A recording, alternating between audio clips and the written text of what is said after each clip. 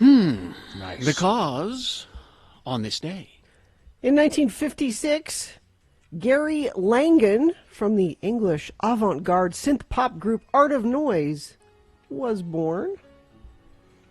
That was their number 5 single in 1988, Kiss with Tom Jones. Prince song, obviously, featuring Tom Jones, remake. And I looked this up. I thought it was on a record called The Lad and How to Swing It. It is not. no. I'm not sure exactly. I mean, if you just search for Tom Jones Kiss or Art of Noise Kiss, you'll find it. But after recording a bunch of country songs, Tom Jones decided that he would cover. He wanted to do this. He'd heard Kiss by Prince, and he said, "I want to do that song." And Wait, Bill, please. Are we- Before you go on. And now, ladies and gentlemen, it's Farting Around with Radio from Hell on X96. So he did it, and he said he sang it in kind of an R&B style. He enjoyed that, and he was doing it in concerts and stuff. And the guy from Art of Noise saw him do it, and said, "Hey, I have an idea. I want to do it Art of Noise style." And Tom Jones said, "Well, sure." And he met Prince, Tom Jones did, and thanked him for the song, but didn't ask what he thought about his version because I wasn't sure I would like the answer. So interestingly, also on this day, 2 years prior to that version, was when Prince's version was number 1 on the charts. Same day. Also, interestingly, Prince and Tom Jones were born on the same day, the 7th of June. See, we should have saved this song for then, because that combines 2 things at once. I guess June's a ways away. We can play it again in June. I don't understand why it would be that much more significant, but Because it's both their Prince birthday. and It's Tom them Jones. together. It's both their birthdays. yeah, but it's significant now. It's kind of more significant then. Is it? On the day, Yeah. I guess, yeah, on this day, yeah. Prince and Tom Jones were born. Okay, Yeah. well, Katie, mark that down, will you? I think we need to play that again on the 7th. Tom Jones said I really couldn't ask him what he thought of my version. I just said, thanks for letting me. Well, if it makes him feel any better, Prince never liked his version of it. His own version? His own version? No. He recorded that song a million different ways and was never happy with how it came out. It was a song he always was frustrated by. So maybe Tom Jones finally got it right. Maybe that's what he would have said. Yes, that's better than anything I came up with. You and those other Noise boys, you got that right. Man. Damn. Or it just shows you that Prince was not right about everything. What? Because Blasphemy. he was wrong about that. Because it was a great song. Because it was a perfect version. And Julia Roberts sang it in Pretty Woman while she was taking a bubble bath. So everything about that song. Oh, I want to hear that. But wait You a want to minute. hear that? I want to hear Julia Roberts singing that She while was she's taking a bubble But she bath. was a prostitute, and one of the lines is, "You don't have to be rich to." Well, it's Yeah. ironic, isn't it? And why? And she's a prostitute. Why was she taking a bubble bath? They always take whore baths, don't they? Don't they? Don't prostitutes just take whore baths? You know, little dab here and there, and ready to go. I mean, if anything, she should have been singing "Call Me" by Blondie, right? Yeah, Or was it already featured in a Richard Gere movie? I don't know. So you don't do that. You don't repeat. It would have been a nice sending little you. tongue-in-cheek kind of wink, you know. Gina has found Julia Roberts singing "Kiss." Yeah, hold She's on, sending Carrie. it to you, Carrie. I can't imagine it's any good. Well, she's listening to it like on headphones in the tub, and she's singing along. Oh, so it sounds like you when you sing. Yes. It actually sounds just like that. It actually sounds exactly like that. Yeah. There's a reason I very seldom sing, to try and say, oh, you know that song, it goes like such and such, and I try to sing it. I don't do that because I realize Yes, yeah. if I try to sing it, it won't sound like it. Housekeeping is singing.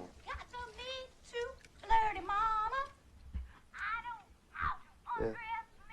Listen, Edward, I know a lot of nice girls. That's George. Oh, you don't. I just want your extra time and your kiss. Besides, I already have one. If Yeah, you that's- wanna impress me. You just concentrate on finding out what Morse is up to. All right. That's kind of like a duck. If a duck could sing Kiss, that's a cartoon Wouldn't that be duck. amazing if a duck Yeah. could? Yeah. Well, no time spent on the Art of Noise guy's birthday. We've been talking about everybody but him. I would say that this was a failed farting around, or a no. wildly successful farting around, Wildly successful. depending on how you look at it. Yeah. You know, What else do we used to play by Art of Noise? This and that Max Headroom song. Oh, yeah. Played. Oh, what was the name of that song? The Max Headroom song. No, it was. It was called. Not this. This is a Peter. Oh, we Gunn. played this one. paranoia. That's it. That's a good song, actually.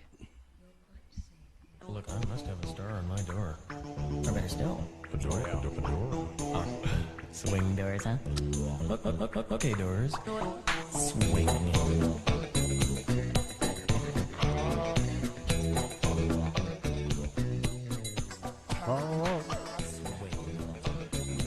Still see Matt Frewer here and there in things. Oh yeah, good actor. I'd say we farted around enough there. Yeah. This has been Farting Around with Carrie, Bill, and Gina on X96, Radio from Hell.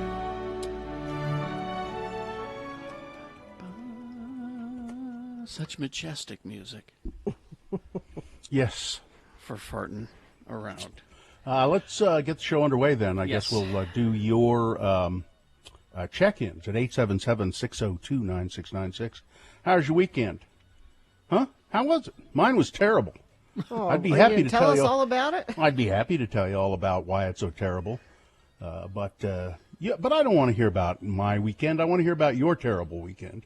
Or if you had a good one or what. Just check in with us at 877-602-9696, and we will chat with you for a moment, and it helps us get the show going. And, so 877-602-9696. All on the way, coming up. Let's go. The new X90. And now, ladies and gentlemen, it's that feature you know and love. Hello, Sailor Boy! Oh, so my son Festus graduated from Navy boot camp last week. Oh, so he did make it. He did make it. So what? The last thing you have to do before graduation is it's called battle stations. Doesn't that sound tough? It's a simulated ship, and apparently the people at Universal Studios designed this ship. Really? It's like a ride. It shakes and moves, and like you have to go through 24 hours on this fake ship where things happen and you have to react. Like there's a flood in this compartment. All decks to battle stations. This is not a drill. All decks to battle stations. Or there's a fire, below deck that you got to put out, and there's a man overboard, all that. That poop deck needs to be swabbed. Exactly. But went through that and passed. And normally the family can go to the graduation. It's just like any graduation. But of course, COVID, everything. So they had a virtual graduation, which if there are dozens and dozens of people graduating and they're all wearing the same thing,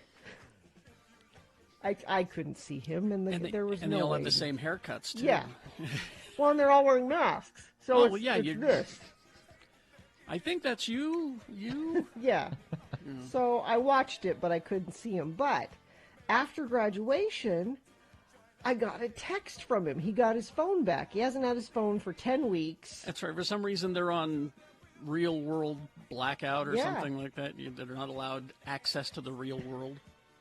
So he sent me this text. He said, they just put me on a bus a little while ago. Holding a phone feels weird. Kind of like Betty White discovering AOL Messenger for the first time. What is this phone thing that I... But he said, so we started texting back and forth, and he said, they don't tell you anything in the military. I didn't know I was leaving. I don't know where I'm going. They just say, get your stuff and get on the bus. But here's your phone, so at least he could have that. Okay. Well, And they put him on a military plane and flew, because I said, where are you going to the airport? He's like, I don't know, I hope so. I want to get a double quarter pounder if we go to the airport. priorities. But they didn't. It's all military. And so all along we've been thinking, once he gets to, it's called A school. Mm-hmm. And it's like college. He's going to medic school. It's school from 8 to 4, and it's college. He lives in a dorm, that kind of thing. Mm-hmm. But we thought, we can maybe go visit him while he's there, because he's going to be there for 10 months.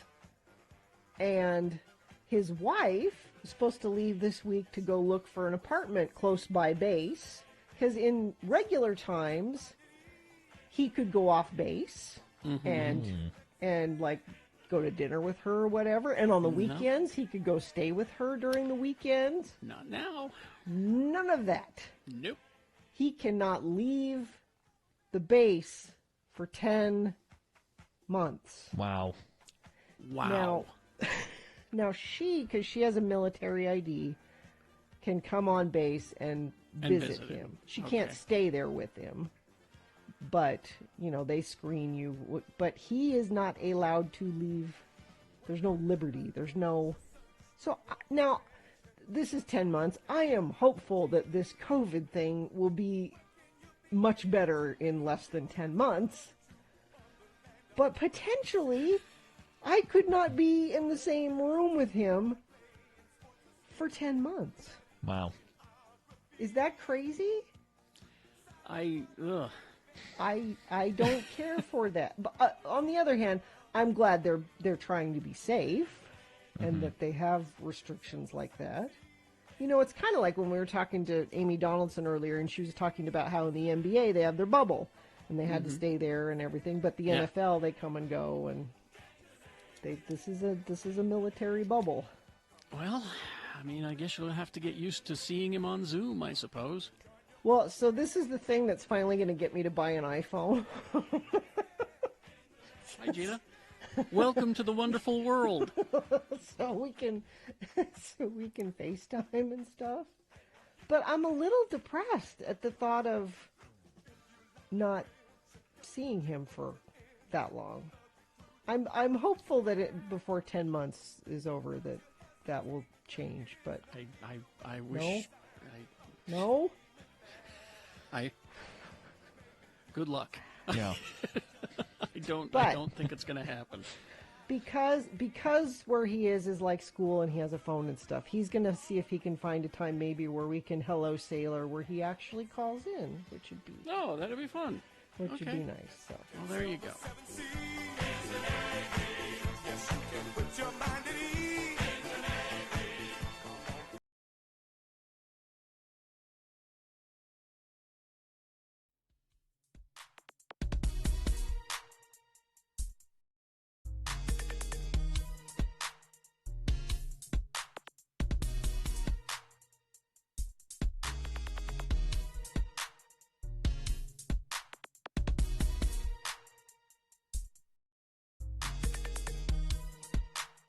That made me happy, Carrie. I watched cartoons this weekend. Yay! My HBO Max is a wonderful thing. I watched this game show called The Chase. Have you ever heard of it? No. It was British, and then it came to America. I'll tell you about it later. It's pretty entertaining, though. Can we do it? Yeah, let's get underway. Let's get it officially over begin with. it. We got some check-ins on the phone, 877-602-9696, but there's always room for more on the Radio from Hell show on a Monday. So give us a call, check in with us after we officially begin the broadcast. Gina? They want everyone to know Strong is the place to go. Unlock stronger pricing at strongvw.com. The moon is 42.3% of full. It is inching its way toward being a full moon. The moon will rise today at 11:46 a.m. Today being Monday, it's the 19th day of April in the year of our Lord Jesus Christ, 2021. 396 days we have been broadcasting from our homes. You can see us live at x96.com/live. And that, of course, is due to the coronavirus pandemic. And also, as of today, already this year, 12,757 deaths attributed to gun violence, ladies and gentlemen. Isn't that exciting? Pandemic of another kind. Yes. And this is the world's most important morning broadcast. It's the show that all the major networks listen to get their news and their entertainment. Yes, it's Radio from Hell, starring the pioneering and excitingly innovative Carrie Jackson, starring the voice that will not be silenced by any wound, Bill Allred, and also starring the deceptively still Gina, I can strike at any moment, Barberi. Oh. I won't, but I could. You could. You could. We're pretty sure she won't, but she could.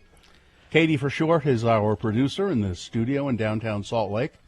You feeling okay, Katie? You said you got a little bit of a late start today. Are you all right, though? I just didn't sleep well, but I'm fine. All right.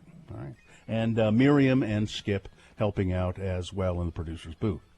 And now we go to your check-ins.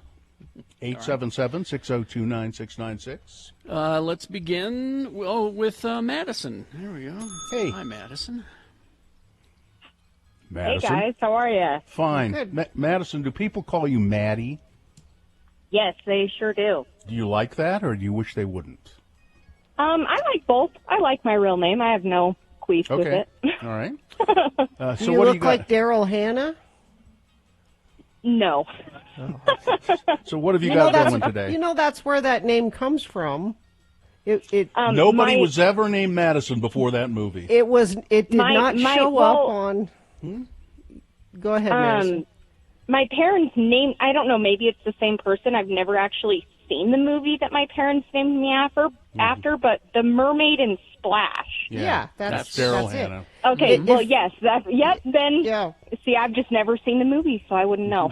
You should see it. It's cute. And seriously though, Bill, that name was it never showed up on baby name lists ever until that movie came out. And people I know were like, it that can't be a name. It popularized it, yeah. And what a great recommendation to see a movie. It's cute. It is cute. But Madison, my question. So you knew this. Your parents told you that you were named, but you've never seen the movie. Why have you not sought it out? I don't know. I guess I just haven't taken the time. Do you hate I your should, parents? but Is I that just it? haven't. I think Madison's like me. She's allergic to cute. It's cute. I saw that movie and I went, God, this is cute. Madison, I don't know. I'm a pretty big Disney freak for an adult, so I don't know if I'm allergic to kids. Well, yeah. Well, then, Madison, you would like it. You will love it. Yeah. Well, here then, Bill. Let me trigger your reaction then. What? I can't. Oh, it's a bunny. It's a bunny. It's neighborhood bunny. Is that a bunny in your neighborhood? That lives in my neighborhood, yes. Wow. He shares space between our yard and the trashy neighbor's yard. And I looked across the street and I was jealous of the tulips that my neighbor has across the street. But then I stopped being jealous because I looked over and saw the tulips that the bunny had eaten on my yard. Mm-hmm. And I decided, well, I have a bunny and they don't, so I'm okay.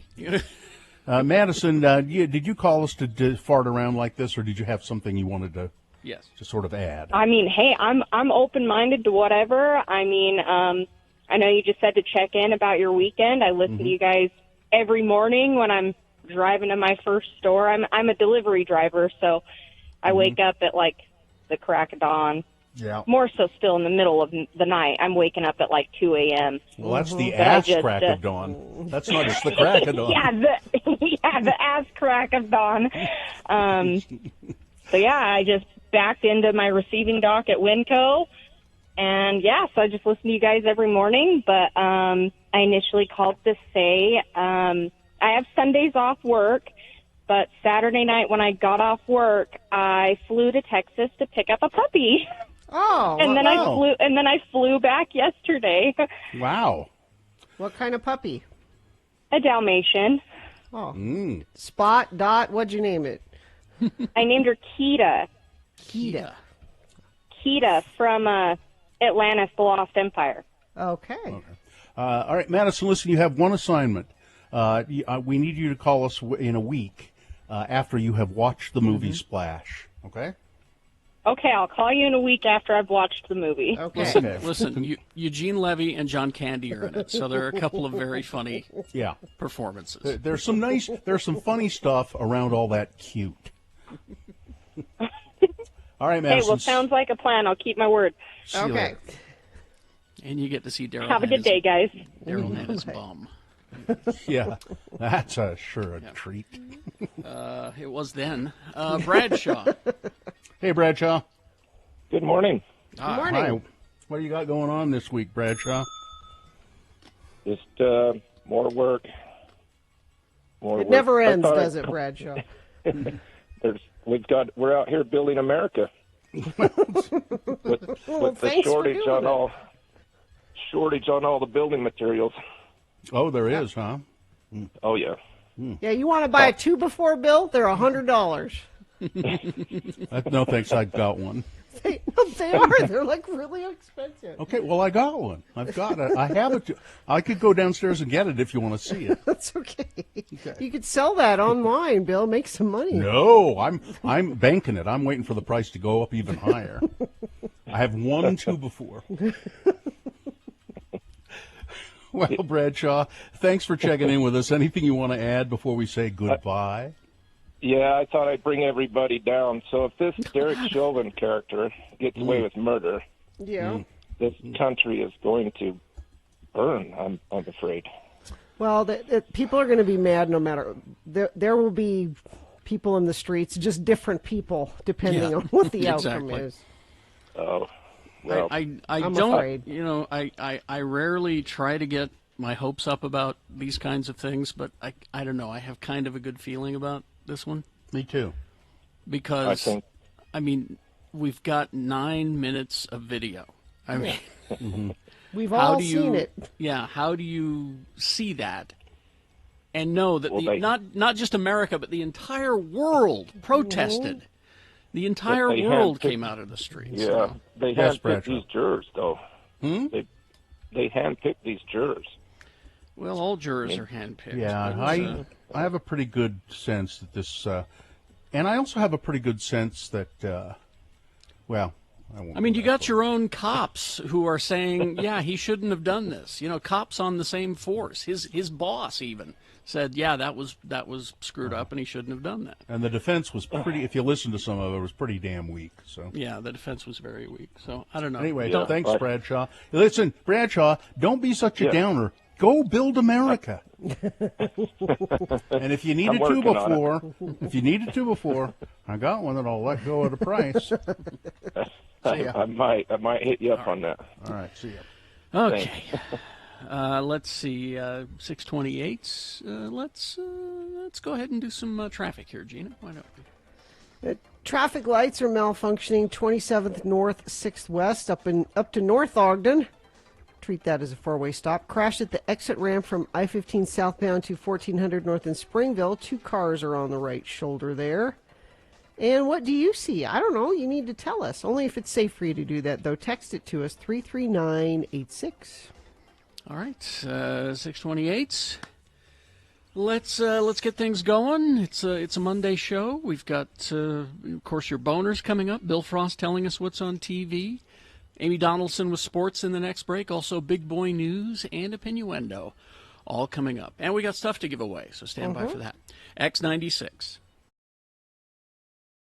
It is the 23rd century. Humans have left the lowly confines of planet Earth and have sought their destiny among the stars. While many things have changed, one constant remains: the need for young men to venture forth and do the work of the Lord. This is the tale of two such men who at the age of 19 have answered the call of their general authorities and are embarking on a 2-year mission to spread the gospel throughout the galaxy. This is the story of Space Elders!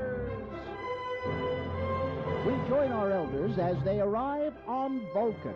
They hope to find a cure for Lehi, who is suffering from Ponfar. Ah, Vulcan, world of logic, place of pointy-eared people. Here I will seek out my mate and find man who killed parents. Settle down and raise pointy-eared offspring. Knock it off, Lehi. You aren't a Vulcan. I was hoping you only had the 24-hour type of Ponfar. Dang it. Oh, here comes somebody. Excuse me, sir? Greetings. You are new to Vulcan? Hi, I'm Elder Spock, and this is Elder Jensen. Hi. We represent the Church of Jesus Christ of Latter-day Saints. You know, the Mormons. Spock? He is a legend on Vulcan. You mock us by using his name. Oh, we mean no disrespect. Lehi here is Spock. I mean, they mind-melded and something went wrong. Elder Spock here is suffering from Ponfar. Ponfar? This is almost illogical. We must meet with T'Pau. She will know how to proceed. This is Spock? He does not look like Spock. Fascinating. So the great son of Vulcan has sent you as his replacement? Joining will go on as scheduled. Joining? What joining? My parents chose my mate when I was 7. We were telepathically linked, and now is the time for us to be wed. Spock was joined with this woman. You haven't even gone to Snellgroves with her. You can't marry her. Talk about breaking the rules. We are all gathered. We shall proceed. We are here to complete the joining of Spock and T'Pring. Unless there is anyone here who objects, the ceremony will commence. Excuse me, T'Pau, ma'am, I have a problem with this. Only Vulcans are allowed to protest. One more word out of you and I will have you removed from this holy place. Now, shall we begin? I protest. T'Pring, no. Why? I have chosen another to be my mate. I choose Elder Jensen. But I was to be the one you chose. A challenge has been made. T'Pring has chosen her companion and is her right. Let the combat to the death begin. Combat? To the death? Oh, come on, Lehi Spock. You know I can take you in a fair fight. Be logical. Give up now before I have to hurt you. Hey, you cut my Mr. Max suit. Why, they ought to teach this at the MTC. Oh. We have our victor. Elder Spock shall wed T'Pring. Excuse me, ma'am, but I don't think I can go through with this. You see, I just killed my companion, and we're way out of our sector. My zone leader won't be happy at all. I really should be going. And I will be free to take Ston as my husband.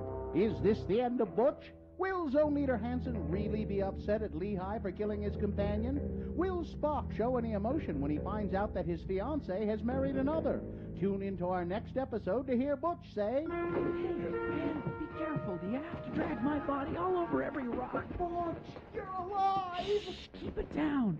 I faked my death so I wouldn't have to kill you. I'm glad to see you're back to being your old self. I didn't kill you. I didn't.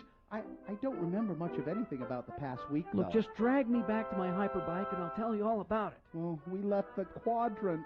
What's Zone Leader Hansen gonna say? Well, maybe we just won't tell him. Well, that would be the logical thing to do.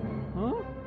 On the next finger-crossing episode of Space Elders!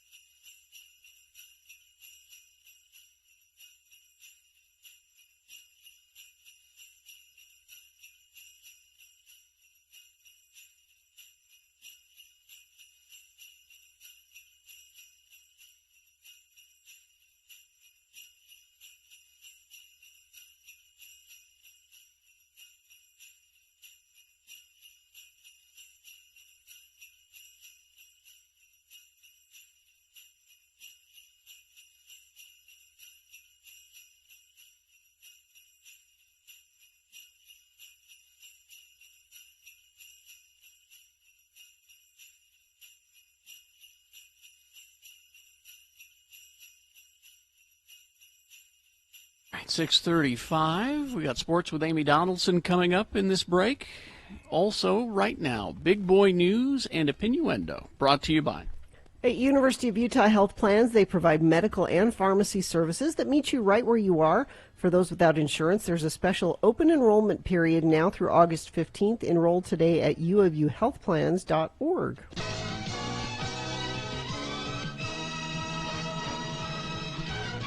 Well, don't I know how this feels? In a clip from the new True Hollywood Story, chronicling the 57-year-old Brad Pitt's rise to fame, insiders weighed in on regarding his state of mind after the success of Thelma and Louise. So that's where he was kind of first seen, and people went, well, who's that young man? Suddenly he became somebody who was constantly on the cover of magazines, and everybody wanted to know about his social life and who he was dating, said psychologist and cult of celebrity author Cooper Lawrence. He had just finished A River Runs Through It, and he felt between that and Thelma and Louise, he was concerned about being typecast, and again, I know how this feels as a pretty boy. Mm-hmm. Bill has fought that his whole life. Yeah. To look at me now, you wouldn't think it. But at one time, he said, he just said he was looking for something completely different, and I thought, boy, have I got a role for you. And he was enticed to play a role in the movie California with a K, California, which I don't remember anything about. I think he was a murderer or something in it, or something. I met with Brad, and I just loved his take on the character. I knew he was the guy, so he did it to shake his pretty boy image. It's hard to do when you have that, when you have that pretty boy. It's just hard to shake it. Let's see now. And speaking of pretty boys, 45% of Texans say that they would vote for Matthew McConaughey if he ran for governor. All right. 45% of Texans are stupid. Yeah. He's better than Abbott, though. No, but we need no more political tourism, okay? No, and don't say, oh, well, it would be, go ahead because he's better than Abbott. You don't think he would be a better governor than Greg Abbott? I don't know. I don't care. I don't care. It's not the point. Yeah. We don't know where he stands on a lot of things. Actually, I don't think he would be a very good anything. I think he's good at being Matthew McConaughey, and that's it. All right. Let's see. Oh, I just received word from our good friend Pat Bagley. Yes. Salt Lake Tribune, a political cartoonist, and he says, yes, he would love to be on the show at 7 o'clock today. Okay. Oh, great. All right. So we talk about, you may have heard about that whole Burgess Owens and Pat Bagley's political cartoon about him. We'll talk about it at 7. He'll be on. Let's see now. So there's a Utah State football player who's been arrested. Apparently, now that's up in Logan. Apparently, allegedly he has been going into dorm rooms when people are asleep and assaulting them.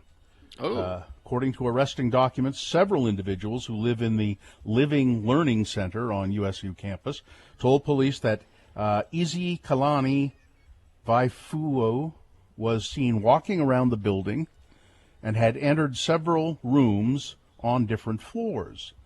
The doors from the hallways to the living area are keyed and only accessible to the people that reside in the rooms off of the suite. 2 individuals who live in the building say they saw him inside their suite and enter each of their rooms. Then, according to arresting documents, one woman reported she was awakened by doors opening and closing coming from inside the suite. Vaifu'u then entered her room, took a step towards her bed, and she said, "Who the hell are you?" At which point he left the room. Then her roommate reported that Vaifu'u entered her bedroom while she was asleep, and she woke up to find him laying in her bed next to her in his underwear. Oh, jeez. The woman told police that she pushed him and told him to get out, and at that point he got up and put on his clothes and left the room. Then there are reports from witnesses that spoke to the woman after Vaofu left her apartment and said that she told them he had sexually assaulted her. So I don't know. He's been wandering around. He's making the rounds, and I guess he got access to a key somehow to get in. And yeah, but he's been arrested, I hope. Yes, he was arrested and booked into the Cache County Jail and is facing charges of forcible sexual abuse, burglary, trespassing, and intoxication. Well, what does the future look like for COVID-19 in Utah? With new cases continuing to drop across the state and vaccines now being offered to anyone 16 years of age and older, what does the future look like from a clinical standpoint? Dr. Petronella Adamaco, an infectious disease physician at the Intermountain Healthcare's McCady Hospital in Ogden, talked about that in a Fox interview and said, we're keeping things at bay, and that's what the future looks like at this point, keeping the coronavirus at bay.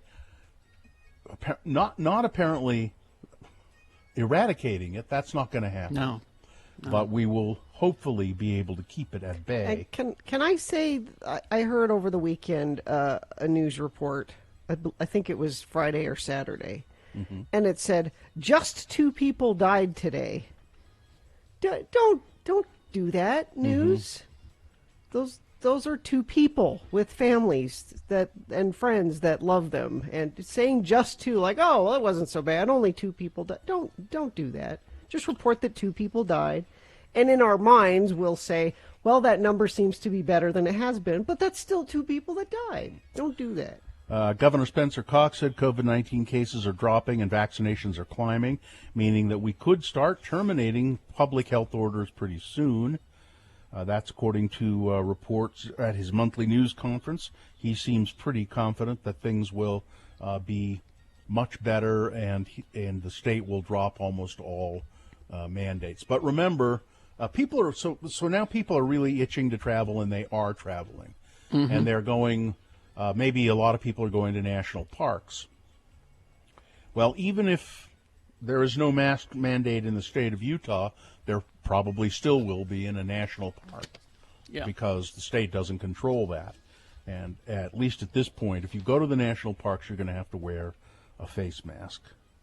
But hospitalizations are down again, and the number of fully vaccinated people against the coronavirus is approaching 800,000 here in Utah.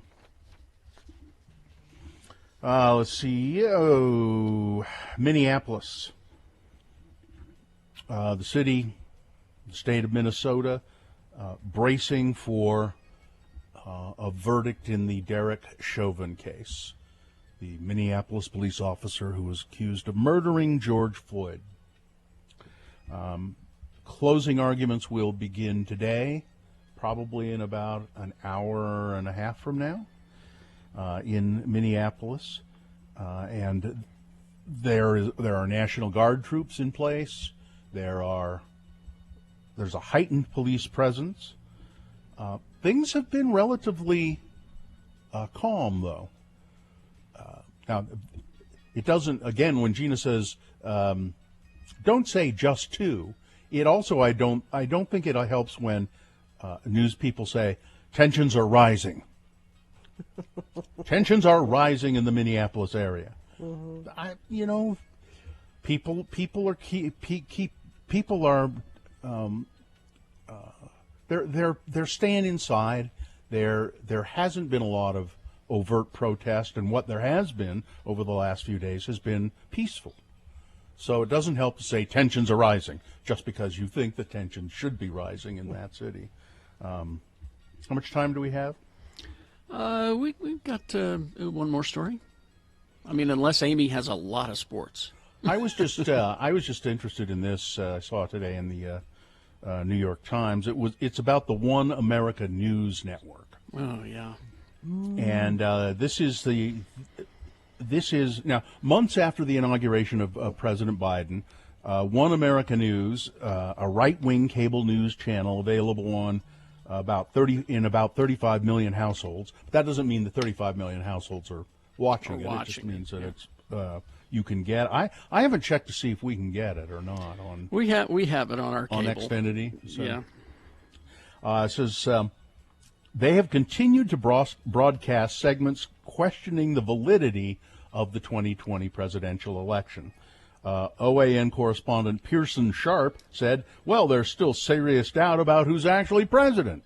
No, there isn't. That segment was one in a spate of similar reports from a channel that has become a kind of Trump TV for the post-Trump age. Some of their coverage has not had the full support of the staff. Some of the staff members are going, oh, geez, come on. You know, we have a perspective, but this is going too far. But they refer to Biden as just Biden or Joe Biden, and they refer to Trump as President Trump. Jeez. Yeah. So whenever they talk about it, President Trump, and Biden.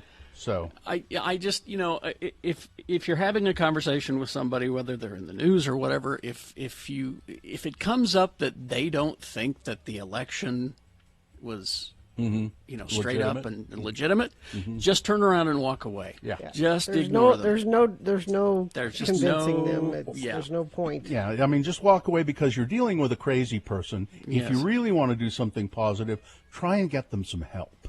Yeah. All right, that's it. Weather, traffic. Okay, well, today, sunny with a slight chance of showers this afternoon, high of 65. That's much warmer than it has been. And we're going to have this pattern off and on all week where we have a sunny day and then a chance of showers and then a sunny day and a chance of showers. And it's April. Welcome to April. That's what you get with that. And traffic, and Carrie, I'll need your assistance here in a moment if you don't mind. Southbound I-15, there's a crash, milepost 345. This is near 12th Street in Ogden. And crash eastbound I-80. This is in Grantsville, milepost 84. But that's it. Nobody sent anything in via text recently. But if you see something you want other friends of the program to know about, and it's safe for you to text us, you can always send that in to 33986. Traffic brought to you by Scott Hale Plumbing, Heating, and Air. Schedule your appointment by April 30th to get, that's 2 weeks you have, to get a professional AC or furnace tune-up for only $49 with Scott Hale Plumbing, Heating, and Air. Call 801-264-HALE. All right, sports. Is it brought to you by anyone? No, let's just dive right in. All right, here we go. Amy Donaldson Sports. Break. Here she is, Amy Donaldson Sports Break. Amy Donaldson is a reporter and podcaster and a podcast. Are you now an official manager of podcasts, or what is your title? Well, my title is deceiving. It gives me more responsibility than I actually have. I'm an executive producer of podcasts with KSL. Ooh. But anyone who knows what that means knows that it's a little overstating my qualifications. But I am co-hosting a new podcast on Amazon Music, Talking Cold, and we talk about the issues raised in the Cold podcast, and gotten good reviews so far. So I would love it if you would listen. And I know a lot let of me know people what you listen think. to that particular podcast, and this edition of it's about a case that I remember very well, being from Ogden. So. Yeah. But this my podcast actually just talks about the issues that are raised. So we bring people from the community in and talk to them about why the justice system is so hard for sexual assault victims and why over 80% don't report at all, which I didn't know. And so it's been interesting. But yeah. All right. Well, and Amy also a sort of sports writer, reporter in remission. Recovering. Remission. Yeah, recovering. Yeah. And I have a few sports things in the works, but yeah, it was an interesting week last week, especially if you were a Utah Jazz fan. They lost to the Lakers on Saturday in overtime. That ended a 5-game win streak, but they were playing without Mitchell, Rudy Gobert, Mike Conley, Derek Favors. They all have been injured. So Mitchell was the scariest injury. He has a severe ankle sprain. Ow. That will be reevaluated in a week. So maybe the end of this week or this weekend, we will find out if and when he will be back. Rudy Gobert and Mike Conley are both probable for tonight's game against also playing the Lakers. Rudy hurt his knee, and Mike Conley had some knee soreness, so they didn't play Saturday. Derek Favors is questionable, so he may not play tonight. Also has some knee soreness. So it's a little scary because we are reminded that despite the great season they've had, it could all end with an unfortunate injury or a couple of them. They all playing like they're in ward ball or something? I mean, come on, this is it's just the NBA is a long season, and I think people don't realize how hard. I mean, it's double what a college basketball season is, and 80 a full season. And remember, we didn't have. It was a weird. They had barely any time off in the middle of the summer, so they didn't true. have the normal time off that they That's would have. So it's a little bit different. But we also do have a new minority owner. This in is really Dwayne Wade. Cool. Really cool. Yeah. Now, what's going on with this? So the thing that's interesting, so Dwayne Wade, and I always assume people know who Dwayne Wade is, but I've heard from a couple people that they don't. 3-time NBA champion with the Miami Heat. He was an 8-time All-Star. He played in the league for 14 years. So right after Ryan Smith and his wife actually bought the majority interest in the Jazz, he met Wade, or he called Wade, that he'd met him a year earlier on a golf course in California, which is apparently where everyone meets people of consequence. So we need to take up golf. It's where I met my wife. Golfing. Yeah, they become friends, and as soon as Ryan said, as soon as he and Ashley bought the team, he calls Wade and said, let's talk about you buying an interest in the team and being involved in, everything. So it's not just about basketball. I think they're looking at, I think there was a lot of controversy last week also, especially on Twitter, about these scholarships that the Jazz are offering every time they win. So I think currently they have 44 scholarships that they're going to offer to local kids. And they're minority kids or disadvantaged communities, right? So that made everyone fired up the whole, that's racist if white kids are not, fees are not available to white kids. That's why Tucker Carlson went off about it. We'll play some of that later, but it's and Spencer Cox has gotten a bunch of crap because he said, why would you be against giving kids scholarship? Because what they're saying is, they're not giving it to white kids. Well, white kids have plenty of advantages. Yeah, white kids have got more advantage. I think to be really perfectly clear, though, they didn't say no white kid can get a scholarship. Right. No. They said disadvantaged communities. So there are plenty of white disadvantaged kids. Well, I think you will just see how this process goes before we can judge it. The bottom line is scholarships are always restrictive in who they offer their money to. You have to meet certain criteria and requirements. Sometimes I got a scholarship for journalism. I mean, that was a waste of money, but I got it. I qualified for it because I was willing to, do the student newspaper. So they paid my tuition. So I think people are overreacting or kind of reacting emotionally without a lot of information. It's an amazing thing they're doing. I think something like this could really transform a family, a community. And so I think he's looking for Dwayne Wade to be involved in a lot of issues like that. And the other interesting thing people should know about Dwayne Wade, he has a transgender daughter. And he's very involved, and his wife is Gabrielle Union, if you were an America's Got Talent fan. So they are involved in a lot of social issues, and I think that's one of the things Ryan's looking for help, and a lot of NBA teams are, I think. How do we, move ourselves forward? How do we evolve as a franchise?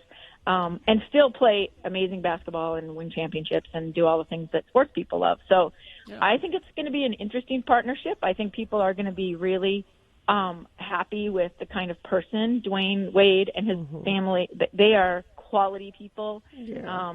He even came here and skied. Try to get a little insight on what makes us tick. But I think it'll be interesting, and I hope people will just at least give a chance to have some conversations. It's an interesting trend, too, that more and more players and former players are buying into ownerships of teams. I think that's kind of fascinating, too. I think it's wonderful because I think you're seeing diversity in team ownership, which will change the league. It will change the interactions teams have with players, with their communities. Dwayne Wade even said in his little speech, I understand that a lot of people from my community don't have this opportunity because there are owners who don't want to share their power. Yeah, exactly. And so, I think it's a really fascinating turn of events. I am very intrigued to see what happens. What else? So, also, we have to know the Utah gymnastic teams, they took third at nationals. They had Maylee O'Keefe. She won the balance beam. She tied with a gymnast from Michigan. Michigan actually won their first national title. Oklahoma was second. Utah was third. And then you had Jaden Rucker from Utah. She won the vault outright with a pretty impressive vault that's been making the rounds on Twitter. And then Maylee O'Keefe also tied with, I think, 2 gymnasts from Oklahoma and 1 from Florida on the uneven bars for a national championship. These are pretty impressive accomplishments. So fabulous end to the season for Utah gymnastics. And honestly, they're young, nothing but upside. It's going to be a fun team to watch. Weber State, they got their draw for the FCS playoffs, and it's not wonderful, despite being undefeated. And they were they were not ranked. The top 4 teams get really good draws. They were not one of those 4 teams. Oh. So it's a 16-team tournament instead of 32 because of the shortened season. But they're going to host the Southern Illinois Salukis. Does anyone know what that is, a Salukis? Nope, no idea. I think it's a dog. I it's didn't a know dog. either. Oh, okay. Yeah. Yeah. So it's a hunting dog. So anyway, they will come to Weber State Saturday, April 24th, play at 2 p.m. And I think Weber's going to perform well because they are not happy with the way they, this whole disrespecting in sports. It's like fuel. It's so great. You hate being disrespected, but you kind of love the way it fires up, especially a football team. And then the NFL draft is Thursday. Make sure you watch to see where Zach Wilson goes. Most likely it's to the Jets, but we'll see. All right. Amy Donaldson, you can catch all of her musings at AD on Sports on Twitter, and you can find her podcast, Voices of Reason, just wherever fine podcasts are sold. Yep. So, there you go. Thank you. Thank you. Thanks, Amy. Traffic, Gina, please. Yeah, things are looking good right now, and if you are somewhere and you say, well, this doesn't look good, I should tell somebody about it, you can do that via text at 33986. All right, thank you. Coming up, it's Yes. confirmed. I've been busily texting behind the scenes, and our friend, political cartoonist Pat Bagley, will join us on the show in the next break. And I have a giveaway to do also. Yes, we'll do that right after these messages. KXRK Provo. Did you have some emails of interest? I you have an wanted to- email of interest here. I think it's of great interest. It says it's an email of interest right in the subject line. Now, see, that's the problem that I have with it is that the writer has determined it's of interest, and we are the ones who determine if it is of interest. I looked through. I think it is. Okay. Email of interest. And it came to us via Radio from Hell at x96.com. Anyone can send us an email of interest. There's another one here. It's not so interesting, but this one, an email of interest. It says, Dear, good morning, lords and ladies. Given these silly times, I've taken it upon myself to take Bill's advice of turning to the Great British Baking Show for solace, and I can't recommend it more. I also couldn't help but find correlations of my unknowing best friends, Radio from Hell, with the show Great British Baking Show. So there are correlations. First one, number 1, Bill. Bill equals Paul Hollywood. Not much of a surprise there, but all candidates are clearly over the moon with the guy. You see why it's an email of interest, of course. Any hint of approval, especially the Paul Hollywood handshake, is very reminiscent of Bill's Once Upon a Time. I'll give you a hearty handshake, a firm handshake. Bring candidates and viewers alike to tears. We all just want Bill to accept us, and it's a high bar. Number 2, Gina equals Prue. Now, Prue was the lovely older woman who's Paul Hollywood's co-host and baker. Judge. Okay. Yeah. Prue, obviously, she urges the candidates on, encourages them to reach their highest potential, but will still question certain missteps. She smooths out Paul's rough edges when she feels that the candidate is upset and just makes everything okay. Gina makes everything feel okay, but is not hesitant to step in when something isn't right. Just like That's Prue. nice. And number 3, Carrie, equals Noel. He keeps everything moving. He cuts in at exactly the right time and keeps everyone's morale up. He's clearly an improv pro and lets no innuendo be unaddressed. Carrie is an absolute genius, it says here. I've been listening to Radio from Hell addictively since 1998, and I cannot imagine life without you guys. Aww. Love, Tawny. Nice. That's nice. Email of interest. Thank you, Tawny. All right. This one from Emily. Things that must go. My guilt. Allow me to explain. The year was 2008. I was a fresh-faced Mormon teenage newlywed whose older sister had landed her a sweet second job at a local coffee house. The first busy weekend I worked, one of our employees rolled up hungover or possibly still drunk and was subsequently sent home to sleep it off. I was new and we were short-handed. Up rolls an SUV, at the window rolls down to reveal the incomparable Gina Barberi. I was awestruck. So is She another orders Gina a- Barberi? She orders a drink. A latte, I believe, with an extra shot of espresso. Yes, that's my order. Is that it? Yeah. I take her order and proceed to produce my best hurried hot beverage. I pulled 3 perfect shots of espresso. I take all the time the growing line will allow to froth and mix. Make sure the lid is nice and tight. Stop her in. Out to the drive-thru window I dash with a smile, and away she goes, a vision of local celebrity and grace. My older sister yells back from the front, "What are these shots for? Should I throw them out?" I forgot to put the coffee in her coffee. I waited all day. I waited all day for her return. I waited for a call to speak with the manager. I thought maybe next weekend she'll come back and I make her a drink on the house. But the call never came, and she never came. I'm now a grizzled 30-something ex-Mormon and mother of 2 with under-eye bags and an anxiety disorder. I now know how much that caffeine probably meant to you. I thought I ruined your day with a coffeeless coffee. It's haunted me for more than a decade. I am sorry, Gina. Please accept my apology. Allow me to make it up to you. Can I buy you a drink sometime? Maybe a pair of those fluffy socks you're so fond of. Thank you for letting me listen and for allowing me the pleasure of serving you an albeit inferior beverage all those years ago. Long-time listener, first-time complainer, Emily. How many years? 10. 2008. Oh, my God. Did you come to work? I seem to remember you coming to work and Yeah. then going, I have going, nothing "Ah, but foam here. There's no coffee in this coffee. Here it is from 2000. I love that. I love this.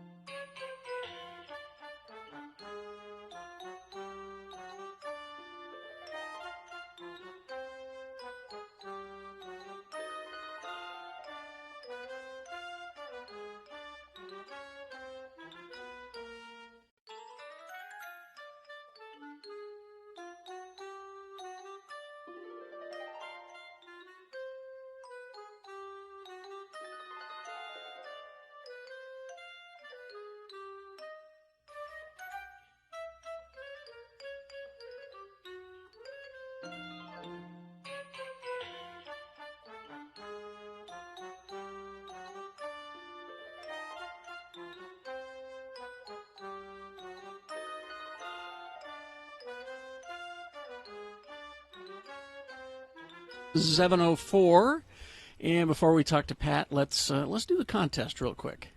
X96 presents Cinder's album release show Saturday, August 28th at the Complex. VIP pre-sale starts April 14th. That was a few days ago.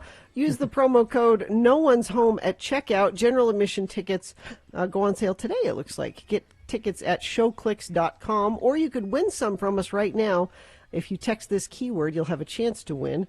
The keyword is Cinders, C-I-N-D-E-R-S, Cinders. Text it to 33986. There we go. All right, now it's time to talk to political cartoonist for the Salt Lake Tribune, Pat Bagley, longtime pal of the show and all-around good guy. Hi, Pat. How are you? Hi. Good to hear from you guys. Pat, it's you've been how many raking years? muck. How many years have you been doing this? I've been doing this for 41 years. Wow. And apparently you have no fear of getting fired. Now, let's talk about... Yeah, go ahead. I am the longest, let's see if I can do this right, the longest continuously employed full-time editorial cartoonist in America. Wow, congratulations. And really part of a vanishing breed, unfortunately. There used to be lots and lots of political cartoonists, and now there are not so many. But Pat, so let's talk about the cartoon in question. You did it, was it last week? Did it when it came out? You know, it was actually a week and a half ago. Okay. Let's describe the cartoon, if you would, please. So it's two panels, and the first panel is I take a direct quote from Representative Burgess Owens, where he's pointing towards the border, and he says, "These people are coming to your neighborhoods." Yeah. And then the next frame is a Klansman, pointing towards Burgess, apparently. And he's saying, "These people are coming to your neighborhoods." Mm-hmm. So I think it's comparing what the Klan said to what Burgess said. Yeah. What Burgess was saying. Yeah. Now the Utah Republican congressional delegation, all of them said, we demand that the Tribune apologize for that cartoon and Pat Bagley apologize for the cartoon. I don't think that any of them asked for your head to be presented to them on a platter, but they would have been happy to see you fired, I'm sure. What stance did the Tribune take? Well, they all piled on, and they expect that newspapers are going to cave. But the Salt Lake Tribune stood behind me 100% because the cartoon was accurate. It was a good depiction of what was really going on. Burgess Owens using kind of overinflamed and untrue rhetoric to stir everybody up about the border, the same way that 70 years ago the Klan might have used untrue rhetoric to stir everybody up and get them against... Well, on my social media, I posted a speech from a Grand Dragon in 1923 talking about immigration. And right next to it I have Burgess Owens' comments. And the tenor, the meaning is exactly the same. You know what I think is fascinating, though, is that... I'm sorry, Gina. What's fascinating is that Burgess Owens, you didn't walk anything back. You've stood firm. I think Burgess Owens has walked those comments back a little bit, hasn't he? Well, first of all, the comments were untrue. Stuff he was saying about the border and what was going on was just not true. Yeah. He said that the border was wide open, and it's not. It's not. He said these people are crossing, and they're within hours they're getting on buses and planes and coming to your neighborhood. Yeah. Which is, of course, absolutely Not ludicrous. True. Yeah. And so he had to walk back, a lot of that stuff. And he went on Hannity, I think. I don't know. To talk about this. But the one thing that Hannity did not do is refer to his comments, which were toxic. They're just white supremacist talking points. Yeah. And that's the part. That's the part I was going to. I guess it's too much to hope that Burgess would have seen your depiction of him and been thoughtful about it. Gone. Oh, wait a minute. That is what I sound like. Wow. I can't. And apologize for it. It's not and go, that bright, I had no idea. I know. It's not that bright. Well, but he is just repeating stuff that he hears from Fox News and from President Trump. And President Trump was saying this stuff too. That's all Burgess Owens does, is he repeats stuff that he hears. Hey, Pat, when you do a cartoon like that, when you it comes to your mind and you draw it out and do it and get it ready and it's ready to go, and you look at it and go, I don't know, maybe I shouldn't do this, or you always just gung-ho, let's do it? Well, on this particular cartoon, I thought this is going to be pretty provocative, but that's kind of what I'm supposed to do. Yeah. So I did it, and I ran it by the editorial board, and they all signed on. And, I kind of expected some pushback. So it didn't come as a big surprise. But, generally, you don't compare a black man to a Klansman unless the black man sounds exactly like a Klansman. Exactly. That's why it's perfect. It's absolutely perfect. Well, I thought it was a brave move to make, and I would say after 40 years of doing this, aren't you supposed to be losing your edge?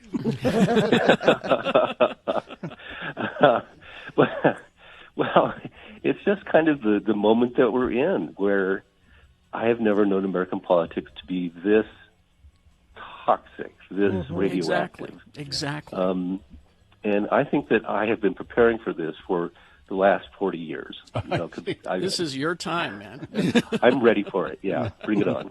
Well, we're so lucky to have you, Pat. And, yes, we are. You distill down these very complex and difficult issues into. This is easy to disseminate on Facebook and show people like, see, this is why what Burgess said is bad. Pat Bagley says it better than I could. This is why it's bad. Well, thank you very much. Yeah, it's true. Pat, don't retire. Keep going. Well, I like what I do. I think I'll keep doing it. Okay, good. Thank you. Good. It's always a pleasure to talk to you, and we will chat again in the future, I'm sure. Pat Bagley, political cartoonist, and the what is it again? The longest continuous longest serving continuously employed full-time cartoonist in America. There we go. And well and deserved. Pulitzer Prize nominee, and perhaps Pulitzer Prize winner soon. We'll see, I guess. That should be coming up this week. Next week. Is it? Fingers crossed. Okay. Pat Bagley, thank you. Tuned. Talk to you again. Hey, thanks a lot. Bye-bye. Miss Bryant, get me the Pulitzers on the phone. I need to talk to them. Talk to them about Pat. All right. Traffic, please, Gina. I'd give you some if we had it, but we don't. So that's the good news. But right. Perhaps you see something you want to pass along to friends of the program. You can text it to us if it's safe for you to do that, of course. 33986. All right. Let's see. Boners round one coming up here. The candidate you'll be considering. Boner candidate number 1. Now that's some fancy driving. Boner candidate number 2, the Phantom Cabbage Thrower. And number 3, Caviezel warns the world about adrenochrome. Oh, boy. Oh, really? I haven't heard that one. Oh, yeah. It was Great. all over this weekend. Oh, boy. Jesus Caviezel. All right. We got that for you coming up. Round one of your boners. Big boy news. All coming up after these. And now a message from the State of Utah COVID Task Force. The Food and Drug Administration and Centers for Disease Control and Prevention have placed a temporary halt on the Johnson & Johnson COVID-19 vaccine. That's to allow them to investigate some reports of a very rare and a remote possibility of blood clot. 7 now, I think, people reporting that. But Fauci says it'll probably be back by this Friday. Probably, and that's yeah. good news. Mm-hmm. But the Utah Department of Health coordinating closely with the FDA and the CDC to make sure that everything is a go when Johnson & Johnson does come back. There have been no blood clot reports with the others, Pfizer or Moderna, and more than 1.8 million doses of those vaccines have been administered in Utah. So get yours, won't you? Yes. Go to 16 and older. Yeah, 16 and older. Mm-hmm. Coronavirus.utah.gov. I'm a bad mom, I can tell you about real quick. Really? Mm-hmm. Well, we know you're a bad mom, but go ahead, tell us. Quickly, we're at Gray Whale. You can come by and see us, Gray Whale up by the U. Come and get a first-hand look at a really bad mother. Yeah, I'm right here. So last night was country fair at Festus's school. Now, country fair is not like chickens and cows and like you would. Yeah, that's why they call it a country fair, because it has nothing to do with that. No, it's a country fair. Oh, it's okay. So it's not a country fair. It's a country fair. It's a country fair. Australia. Yeah. Yeah. What country did Festus have? He had Iraq. Oh, of course good. he did. Yeah. And so yesterday. Is that because they knew his father's a terrorist? No, he has a brother who's serving in Iraq. Oh, that's okay. He's been there forever. I wish he'd come back. But yesterday, after school, Festus said, "Well, everybody said they're bringing food." As you know, you have the display board with all your information, and everybody's bringing food from their various countries. It would have been nice, honey, if you'd let me know that before, 12 hours before school. So I look around the house, and I see that Did you have some hummus or anything? Well, the mother-in-law had just come back from Egypt, and she brought this big container of baked goods from this Egyptian bakery, and the container had Arabic all over it, and they were Egyptian pastries. I'm like, that's close. Wait a minute. If you were to say that to your husband, your Egyptian husband, he's out of town, I'm guessing. So that's close, and there's Arabic on it. So you set that on the table, and it'll look it'll authentic. Yeah. Mm-hmm. So we go to the country fair and the country fair. The country fair. And come back, and Joe stayed with the little kids at home while I took Festus to the country fair. And Joe said, "What happened to the pastries that I was so looking forward to eating?" And I said, "Well, he didn't have any food for his display, and so we took those. And I thought because it had Arabic on it that it would look." And he said, "The Arabic that they speak in Egypt is not the same as in Iraq. It's like that would be like if you took, pastries from Let's take some Spain French pastries to a Mexico country." Yeah. I'm like, they didn't know. Nobody knew. It's Arabic. They don't know what. Did they not know? Nobody said anything. Nobody. Of course said they didn't know. Yeah. Was he angry at you? Did he get angry? A little bit. Like, Dr. Sam wants to talk about anger today. It's like my mother brought these all the way back from Egypt for me. For me. Did people eat them at the They fair? did. They were gone. Were they delicious? They were really good. You don't know. You didn't try them. No, I did. Okay. Before anybody else touched them, because then they've got germs on them. So I unwrapped them and tried one. You have problems with germs? Yeah. Oh, like my friend Lindsay. That would be good for you next time we're on. We'll talk about germs. Oh, yeah, Do you wear slippers at home? Or yes. Will your feet touch the carpet? No. She won't walk barefoot. She won't walk barefoot in a hotel room. Really? No. No. How? And if you're out and about and you need to go to the toilet, I try to wait till you get home. Mm-hmm. Difficult. Unbelievable. And she's one of these people who opens the door to the bathroom with her elbow. Yep. Flush with the your whole foot. thing. I'm no fool. Do you use a straw when you're drinking at a restaurant? Yes. Wow. Yeah, she's bad. James! We're going to have a show on obsessive compulsive That's disorder, not I think. Obsessive compulsive?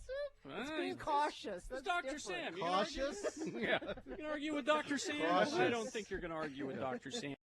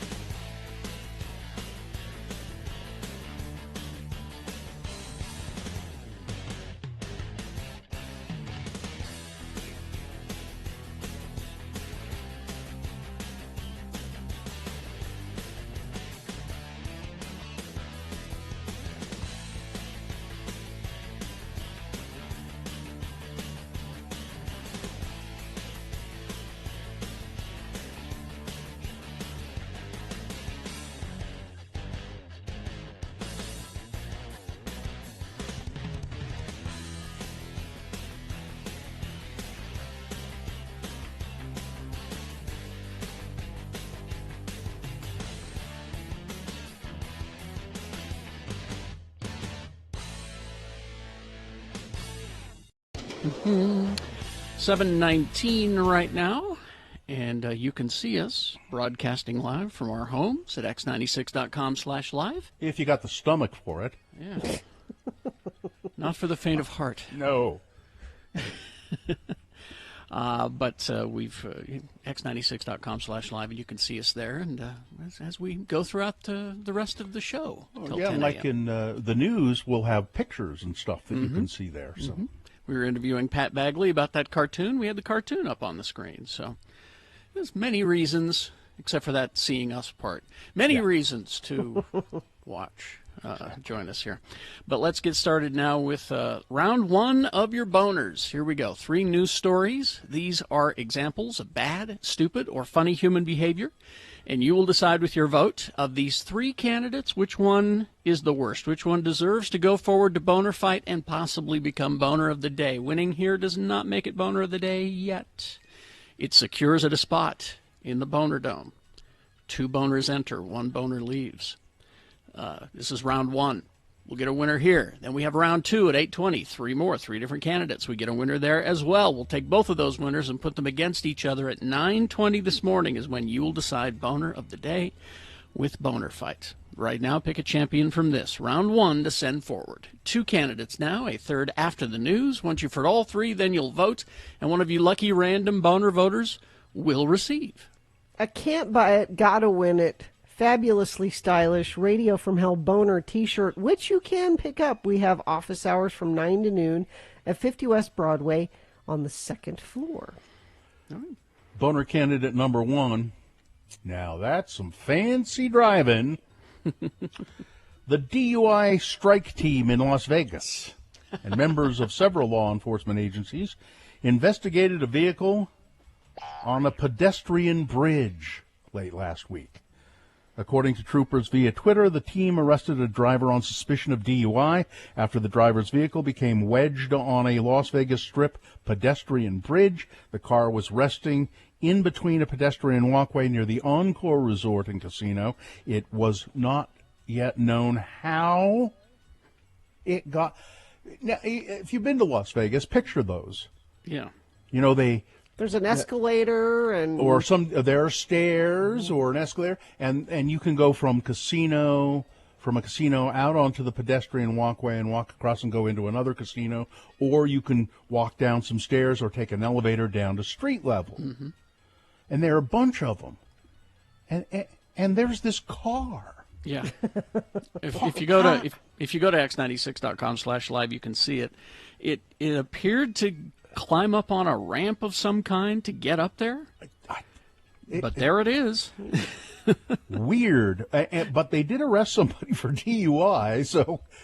I thought that was the on-ramp to the freeway. This I-15? I'm going to say it was some pretty fancy driving for a drunk guy. I need to get to San Diego. Boner candidate number 1. Here's boner candidate number 2. The Phantom Cabbage Thrower. This story from Stoke-on-Kent, England.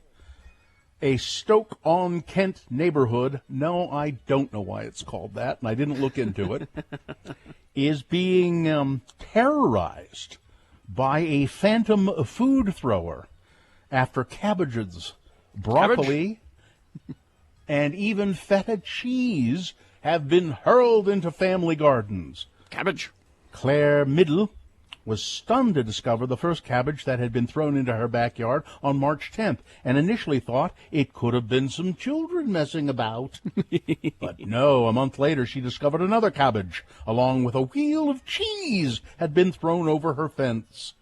The 32-year-old mom then spoke to her neighbors and found she was not the only one being met with cabbage chaos in the back garden every month. Cabbage. Claire now worries that a child could get injured or a dog could snuffle up something toxic. Snuffle up something toxic if the vegetable thrower returns. She said, "About a month ago, we heard a thud, and we went outside, and we found cabbages had been thrown into the backyard, and we thought, well, this must be some kids with a prank or something." Cabbage. But on April 10th, We heard a thump at the door, and somebody had thrown a cabbage, a broccoli, and a little wheel of cheese right on our front porch. I was scared that we were being targeted. But I knocked on the neighbor's door, and they'd had it thrown at their doors, too. It's weird, she said. Come on, knock it off. You're unsettling the people of Stoke-on-Kent. The phantom cabbage thrower. Yeah, someone is hurling cabbages at Stoke-on-Kent. Oh, Trent. Stoke-on-Trent. That's a different thing entirely. It's Stoke-on-Trent, Stroke-on-Kent, I think, is the other. I don't know. That's boner candidate number 2. Coming up in a moment, boner candidate number 3. Jesus Caviezel warns the world about adrenochrome. Yep, he's one of them. All right, let's get to boner candidate number 3 for round 1. After this, Big Boy News and Opinioendo, brought to you by Moochie's would like to thank their loyal customers for supporting their locally owned and operated business. Moochie's has been voted Best of Utah for over 17 years. Dine-in, delivery, and pickup available. Specially trained medical detection dogs may be able to recognize positive coronavirus samples with up to 96% accuracy. Wow. A new proof of concept study claims. The research, carried out by professionals from the University of Pennsylvania Veterinary Medicine's Working Dog Center, found that dogs can be trained to identify saliva and urine samples of patients who tested positive for COVID-19. The study was published in the Library of Science website.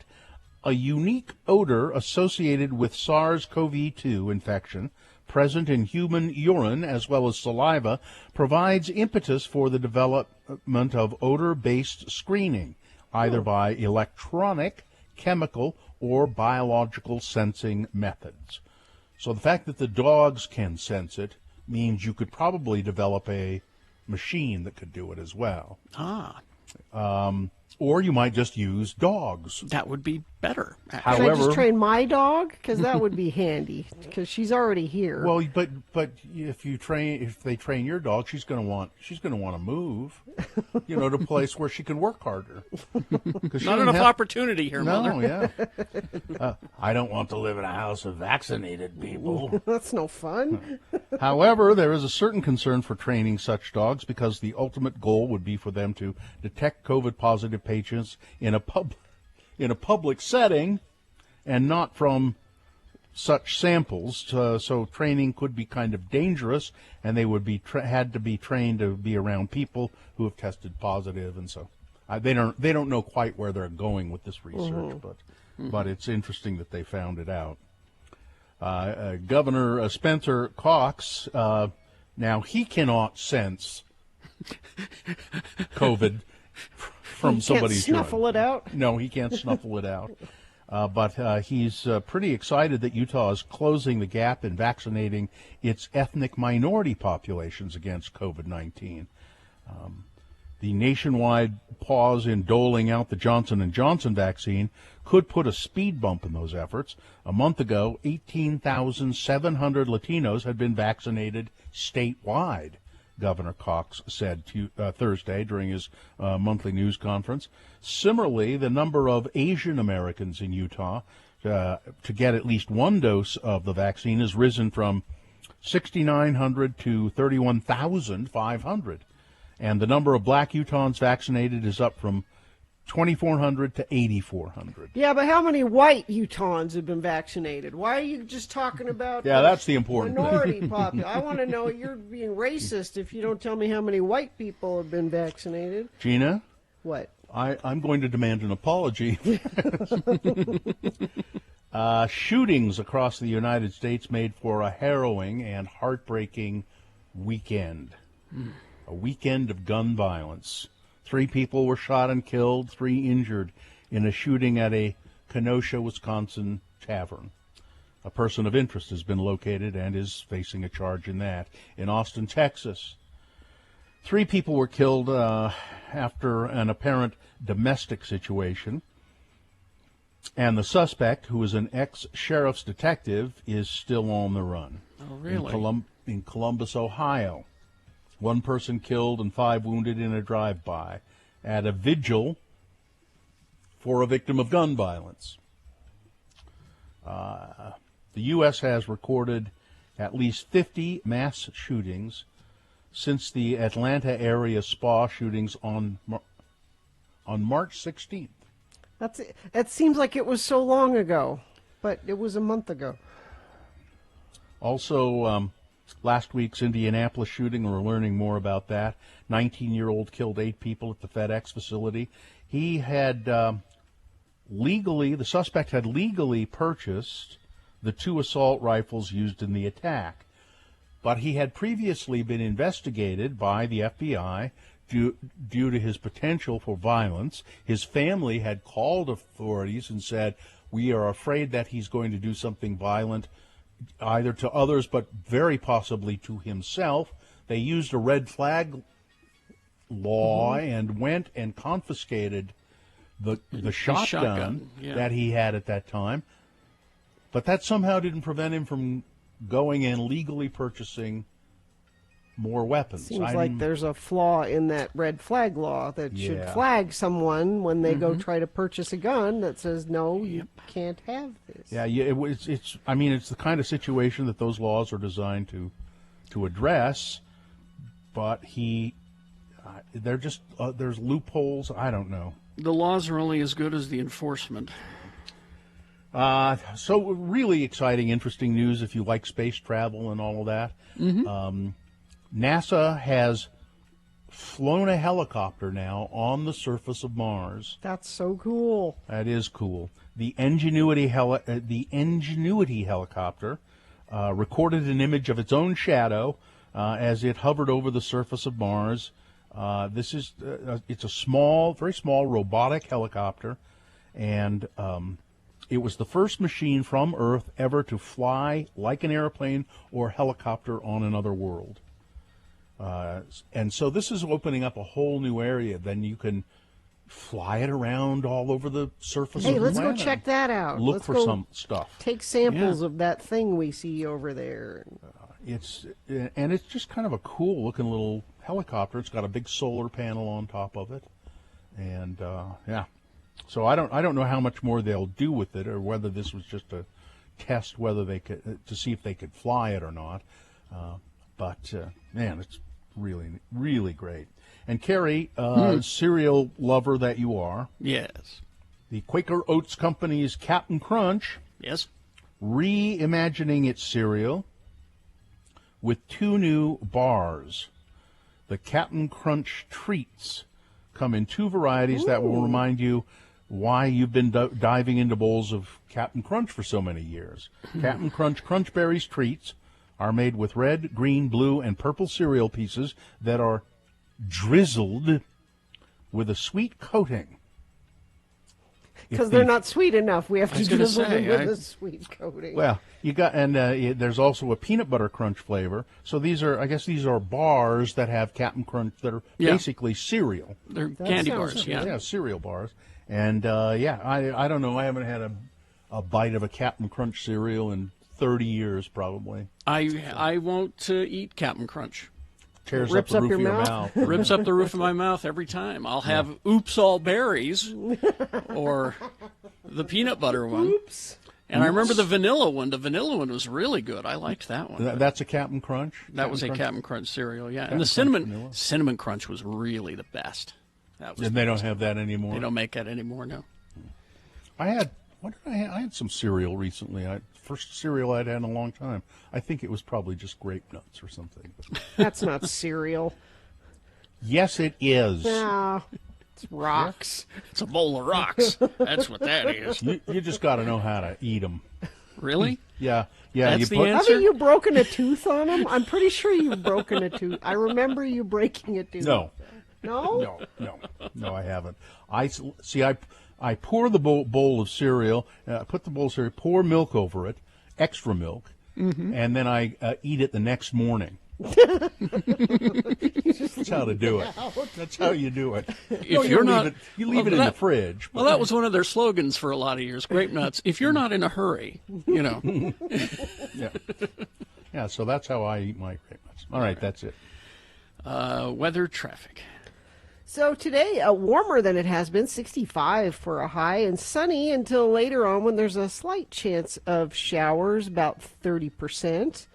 And we could get some winds to about 30 to 40 miles an hour. That's today. Tomorrow, just sunny and warm, and we're going to have that kind of pattern of trading off sunny and chance of rain days all through the week. Because you know what? April. That's why. Traffic. There's a fire, 1900 West, 52nd South in Roy. The right lane is blocked on southbound 1900 West. And Katie said a friend texted into her that on California Avenue between 12th and Redwood Road, there's a power pole, I guess, that came down there. I haven't seen that come up on UDOT, but thanks to that alert friend of the program. And if you see something, of course, you can text it to us, 33986, and we'll pass it along. Volkswagens are some of the hottest cars in Utah right now. Make shopping easier for Volkswagen Layton customers. They've calculated all of the leases and monthly payments right down to the penny. All the new Volkswagens at VWLayton.com. All right. Here's boner candidate number 3. Jesus Caviezel warns the world about adrenochrome. Well, we call him Jesus Caviezel because, well, Jim Caviezel played Jesus in Mel Gibson's Passion of the Christ. He's now leaning into a QAnon conspiracy theory, which believes that children are being drained of their blood for a chemical that is in their bodies. Jim Caviezel made a guest appearance at the right-wing convention, Clay Clark's Health and Freedom Conference near Tulsa, Oklahoma. Organizers griped about COVID restrictions and what they consider to be the government's overreach in applying rules. And for some reason, they beamed Caviezel in through a screen, this while addressing the issue of child trafficking. A real thing that does deserve serious discussion, Sure. but this ain't it. Nope. And they dove completely into sketchy QAnon territory once Jim started talking about adrenochrome. Mm-hmm. So he talks about adrenochrome and it's, well, I hate to even tell you what it is. I would love to hear what he said, because did he actually talk like it's a thing? He did, yeah. He did, No, yeah. he says, okay, so he talks about, he says, the world is run by an evil cabal of devil-worshipping cannibals, including some of the most powerful people in the world who go around and do this. What they do is adrenochrome halts and or reverses the aging process, and it's plentiful and most fruitful in children. Yes, it's 1,000% bat-ass crazy, and he believes it. Yeah. So they kill children. They drain them of their blood so they can get this adrenochrome, these wealthy people, and then they will stay alive forever. How does anyone not confined to a mental institution I'm being totally serious. Well, how does anyone operating in polite society believe this? There's a guy on YouTube who had a compelling video. That's That's all it takes. That's all it takes. Don't. It's bizarre. Yeah. Boner candidate number 3, Jesus Caviezel, and telling us all about adrenochrome. All right. At least we know he's one of them. Okay, let's review the first 2 and vote. Boner candidate number 1. Now, that's some fancy driving. Somehow, a drunk guy managed to drive his car up onto one of those pedestrian bridges in Las Vegas. Boner candidate number 2, the phantom cabbage thrower, terrorizing the small town of Stoke-on-Trent in England, throwing cabbages at people's houses, and sometimes a wheel of cheese. And boner candidate number 3, Caviezel warning the world about adrenochrome. Okay, here we go. You've got to decide now, of these 3 candidates, which one is the worst, which one deserves to go forward to Boner Fight and possibly become Boner of the Day. If it wins here, it secures a spot in Boner Dome, and it will go up against the winner of Round 2's voting. Yes, Round 2 happens at 8:20 with 3 more, 3 different candidates. And we'll take both of our winners and put them against each other at 9:20 this morning. That's when you'll decide Boner of the Day. That's when Boner Fight happens. So right now we need to pick our first champion to go forward. So pick one of these 3 candidates from this, round 1, to send forward to Boner Dome. 1, 2, or 3. Remember your candidate number. Put that number, that single digit, in the message of a text. That's how the computer counts it. Text it to 33986. All right, that's easy. Or you can call the producer's booth in Salt Lake at 877-602-9696. Use your voice to vote.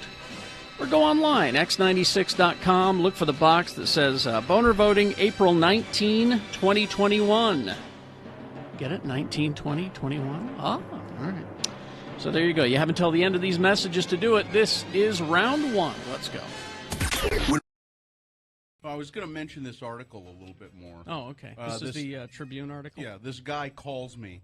And that's why, I don't know what Richie expected. He calls me. He asks for some quotes. Mm-hmm. So the first thing you want to do, obviously, is see if he got the quotes right. Yeah. Isn't that what you always do? If you're being quoted I don't want to be paper? misquoted. No. I might come off looking stupid. I'm just concerned my name's spelled right. It is. And I was quoted correctly. I don't know about you, because you haven't looked yet. I was rambling. I was doing my dishes when he called, so I had him on my jawbone, you know. I was you in the bathroom? No, I was at Liberty Park putting my kids on the Ferris wheel and the little all the little death trap rides that are over there at Liberty Park. The little injury-inducing ride. I cut myself on this. Really? Allred, in referencing his 5,000th episode on the Radio from Hell program, was quoted as saying, "You little jerk, get on that ride!" You're bringing the little jerks tonight, right? Yeah. But the quote, this dawned on me. This was, I think one of the more brilliant observations I've ever had. The reporter from the Salt Lake Tribune asked me, so why do you think your show has been on so long? Why has it lasted 5,000 episodes when other morning shows and radio shows have come and gone? Some appear and go quickly, some are there for a while, but they disappear. Why have you guys lasted 5,000 episodes? And I said, well, it seems pretty simple to me. It's because nobody ever fired us.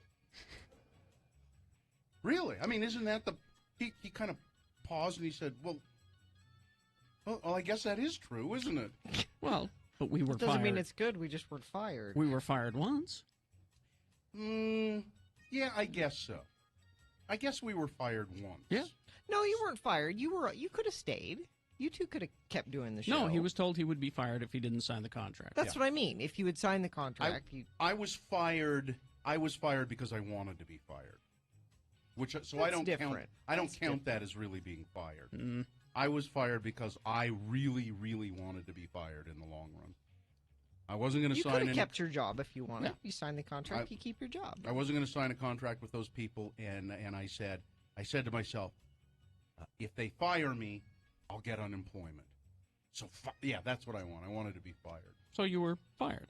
Yeah, but nobody's ever really fired. Like I said, you suck. I don't want you to work here anymore. Get out.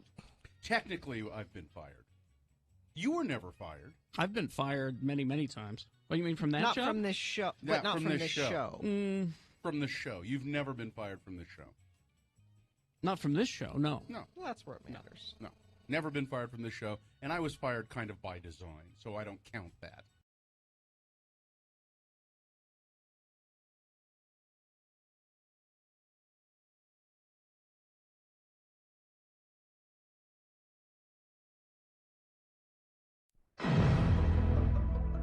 Tonight on Channel 8, join us for Mysteries of Science. Our scientific staff explore unanswered questions that have boggled the minds of the scientific community for years. Hello. We're the new Mysteries of Science hosts, radio's Carrie and Bill. Help us explore the scientific worlds of the unknown. Tonight, we answer the age-old question. How long can a grasshopper live when its head is placed under the focused beam of a high-power magnifying glass? Use the tweezers to hold him still. Ow, ow, you're burning my finger. Focus the beam on his head. The sun, life giver. Ah, there he goes. and Life Taker. Also tonight on Mysteries of Science, we see just how much damage a firecracker will do to, again, a grasshopper, when it's taped to the insect's body. Will you hold the damn thing still while I light the fuse? Ow, my fingers! Don't miss Mysteries of Science. It's TV worth giving a look-see to. Tonight, right after The Brown Nun on Channel 8.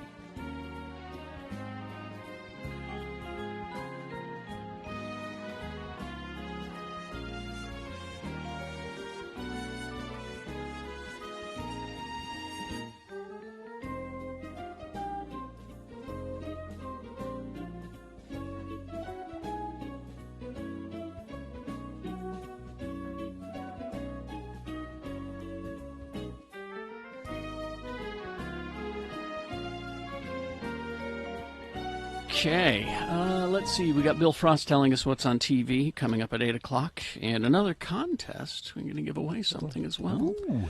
But right now, let's award round one of your boners. Oh, yes, let's.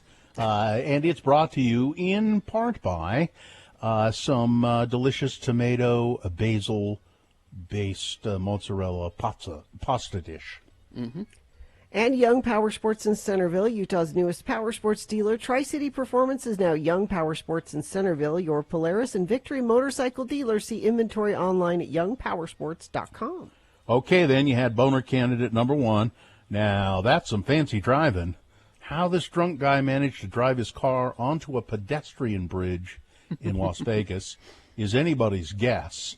Pretty bizarre. Boner candidate number two, the Phantom Cabbage Thrower in Stoke-on-Trent, terrorizing the neighborhood with cabbages, broccoli, and even a wheel of cheese. And boner candidate number three, Jim Caviezel warning the world about adrenochrome. They're gutting children alive to get this substance from them, these wealthy people, and then they take it to keep them, to make them ageless. Okay. It's some bad sci-fi writing is what it is. Yeah. Cara won the boner T-shirt and just decimating the competition. Jim Caviezel, boner candidate number three. There you go. That is the winner of round one. It's not boner of the day yet because round two comes up at 8:20 with three more candidates. We get another winner there. Then we take both of our winners, put them against each other, and you will decide who boner of the day is at 9:20 this morning. The official boner of the day happens then with Boner Fight. All right. So I had this surgery on my back, and I had 5 years ago I had surgery on my back, and they fused some vertebrae and did some work in there, and then again they've had to do it again, and that was 2.5 weeks ago. Ouch. So exactly. So the first surgery I had on my back was much more complicated than this one was, and they made two different incisions on me. They worked from the front, so some doctor came and cut open my belly, moved all of my guts aside, so that the spine doctor could work on my spine from that direction, and then they put it all back and stapled up my stomach. They did a lot of internal stitches, and then they stapled up the front of my stomach, flipped me over and worked on my back for a while, put another incision there. And if you'll remember, if you were listening 5 years ago, there was a problem. It seems like only yesterday. Yeah. There was a problem. The incision on my stomach, for whatever reason, there was a big part of it just wouldn't heal, wouldn't close up, would just sit there. And so I had to get what's known as a wound vac put on. Carrie can do an impression. I'm actually getting the actual sound effect. Oh, you are? Okay. And essentially what it is it's a vacuum-assisted closure, a method of decreasing air pressure around a wound to assist the healing. It's also referred to as a negative pressure wound therapy. During a VAC procedure, a healthcare professional applies a foam bandage over an open wound, and then a vacuum pump creates negative pressure around the wound. And it starts to heal and close up, and it sort of sucks out some, there's stuff. Ooze? Yeah. Every once in a while it'll make that noise because it's the goo being... And the fun thing about a wound vac, too, is it heals around so they tape that all down but then it starts to heal. So they have to take it off and put on a smaller one and a smaller one, or it'll just grow up around, be stuck there with that tube in your... You've seen trees where things have grown, the trees have grown like Yeah. a bicycle or something, and, it's in the trees, It was not a pleasant experience, although I have to say it worked very well. I mean, it took a long time. Sorry. And it got to the point, it took several weeks, and but I was well enough to come back to work, as I recall, and I would come into the studio with my wound vac with me, and there's just a tube running into this little receptacle, and the pump itself is quiet. I don't recall it making any noise.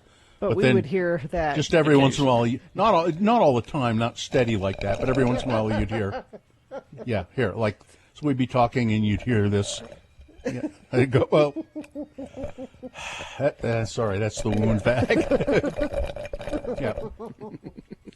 So it's not installed yet? Well, I haven't gotten there yet, Gina. Oh. So I have an incision on my back from this most recent surgery. And just one part of the incision on my back you could tell it just wasn't healing up. So I go to the doctor on Friday, and he looks at it and goes, yeah, this is okay. Yeah, okay. We're going to have to do some wound therapy on this. Have you ever heard of a wound vac? Yes, I'm afraid I have. So today I go to the wound clinic. Wound clinic. And you ever heard of one of these things? You ever heard of a wound vac? You know what that is?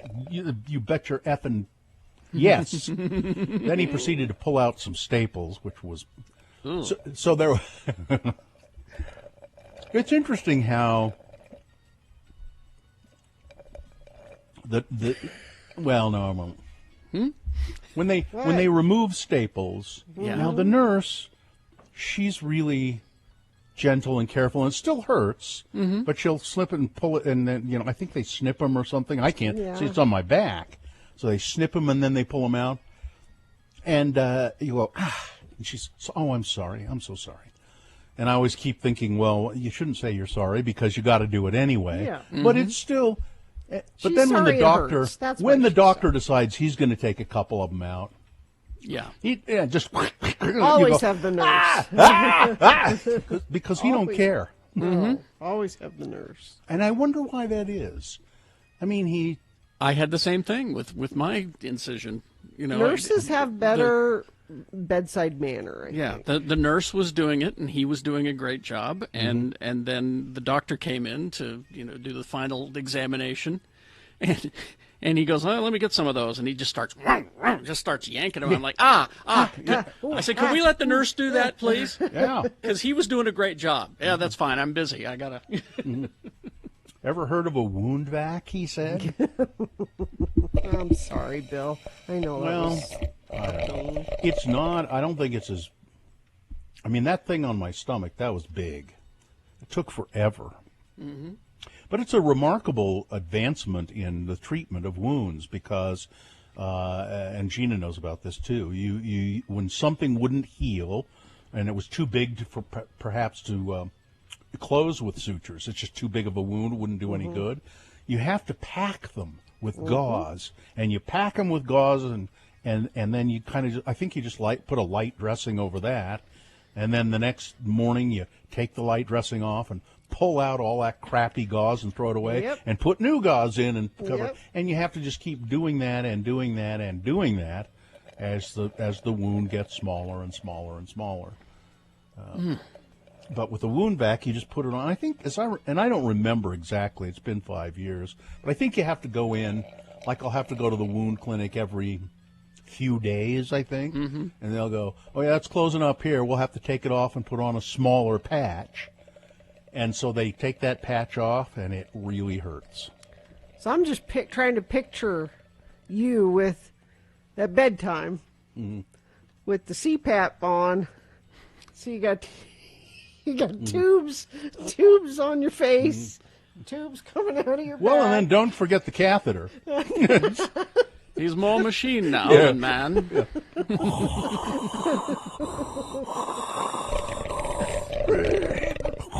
Doesn't the CPAP kind of make a similar noise? No, it doesn't make any. It doesn't make any noise. Doesn't make any noise. Not at really. all? If it's working right, it doesn't make any noise. No, and the You're hooked up to all your every once in a devices. while, if it's misfit, it'll go. You have to, like you've pushed the mask off a little bit or something. And that's when the wife will, smack you and go, "Fix your mask." Yeah. Fix your mask. Hey, honey, do you want? No. No. Hey, honey, no. Oh, I'm sorry. I know you. Yeah. did that. Well, I don't know. Just what has to be. Well, and just for those wondering, this is a YouTube video. It's an hour long. So is that Why? Of just this. Why? is that an actual wound vac? No, it's just someone drinking a straw. But it's the same kind But of. it's the same sound. But it's an hour long. Why?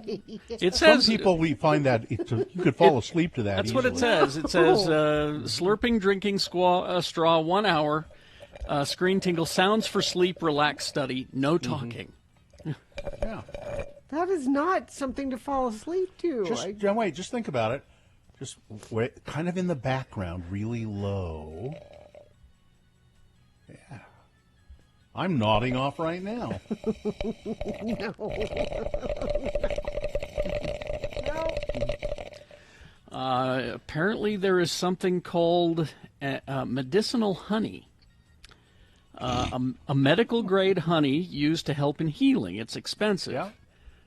Sid uses this at the vet clinic. Yeah. No, I mean honey has remarkable, properties, and it does. It has been used historically to put on wounds. But I'm not going to just slather some honey on my back and put a Band-Aid on it. You'll wake up and find the cats licking your back. Yeah, they are notorious. No, it'll be covered in ants, Gina. That's how you get ants. Yes. That's how you get ants. That's how you get ants. Wake up covered, or flies. All right. Let's see. Here's a texter. I had a breast reduction, and the surgeon sewed the right drainage tube to the side of my body. Ooh. The next day, the nurse tried to just yank it out. I passed out and rolled on the floor despite the guardrail. Ooh. Yikes. Yeah. All right. There you go. Traffic, please. Fire, 1900 West, 5200 South in Roy. The right lane is blocked on southbound 1900 West. And a crash, eastbound SR 73, Mount Airy Drive. This is in Utah County. And looks like that is about it. If you see something, please text it to us, 33986. Only do that if it's safe for you to do so. They want everyone to know Strong is the place to go. Unlock stronger pricing at strongvw.com. All right. We will take a break. We will be back. Bill Frost will be here to tell us what's on TV next after these. KXRK Provo.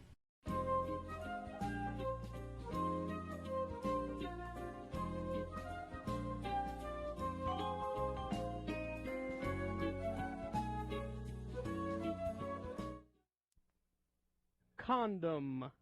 Condom. Spell it with me now. C-O-N-D-O-M. And now let's use it in some dialogue featuring those two Utah guys, LeVar and LeGrand. We join LeVar and LeGrand as they split a hot fudge sundae and have some postum down to the Snell Groves. Remember, the word of the day is condom. Oh, ma'am, this is really some good hot fudge. Nobody does fudge like Snell Groves, don't you think, LeVar? Yeah, I suppose. Oh, and they make a mean cup of postum, don't they? Yeah, I guess. Well, of course, Leatherby's is pretty good, too, like you. Well, you like the Leatherby's, don't you? Yeah, whatever. Well, for heck's sakes, LeVar, what is your problem? You are as closed-mouthed as a clam today. Oh, it's nothing against you, LeGrand. I'm just worried about my nephew Varnell. I'm afraid he's going to have to get married, and he's just too young. Why, what did he do? Did he get that little girl he was going with pregnant? Well, she's knocked up all right, but it ain't Varnell's fault. He don't have no experience with women. He didn't know what he was doing. He's a good boy. Varnell is just a little bit knave in the ways of love and sex. He got her in the family way all right, but he was fooled by that little tramp Chanel. She conned him into it. He didn't want to have sex with her, but she conned him into it with those feminine spells and stuff. She conned him, LeGrand. Now, settle down, LeVar. I believe you. Same thing happened to me when I married Vernille. She used some kind of evil spell to get me to have sex with her, too. Well, not before we was married, of course. But she uses them spells on me now. For heck's sakes, I don't want to have sex with the woman, but somehow she gets me to rise to the deed. Well, that's what happened with Varnell. I mean, that temptress conned him into the sex deed. I told him this would have been avoided if he'd just wore one of them little rubber things on the end of his tallywhacker. What do you call them things? I just call them rubbers. Well, if he'd have had on a rubber, she wouldn't have gotten pregnant, even if he weakened when she conned him into sex. Now, he's not going to be able to open that lawnmower and knife sharpening business he's dreamed of. His life is just over. Oh, now have some more postum, LeVar.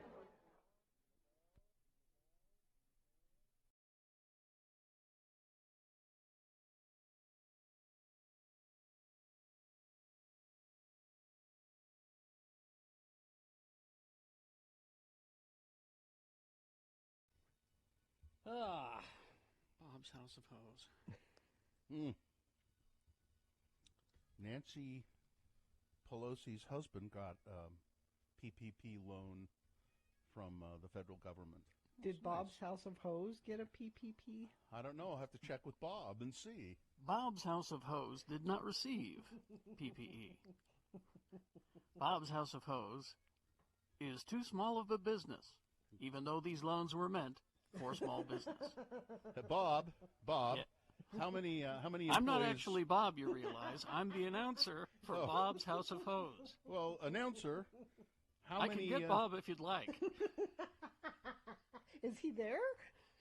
Bob's here in the sound booth with me. Nice. Telling you what to say. What do you want? Bob is the only employee at Bob's House of I'm an Hose. independent contractor. Obama!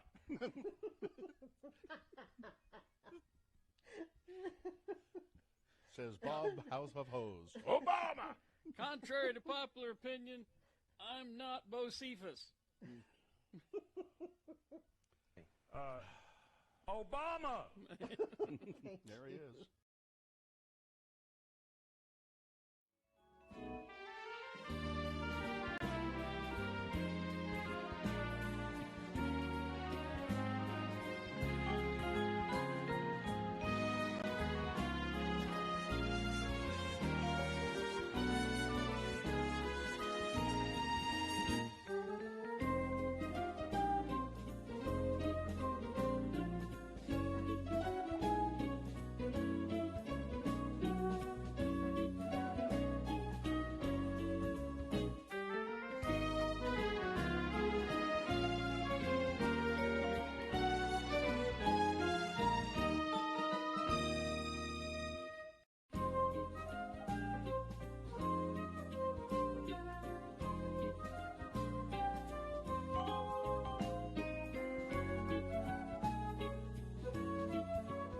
Okay, we're going to talk to Bill Frost about what's on TV here in a moment. Do you want to do the contest now?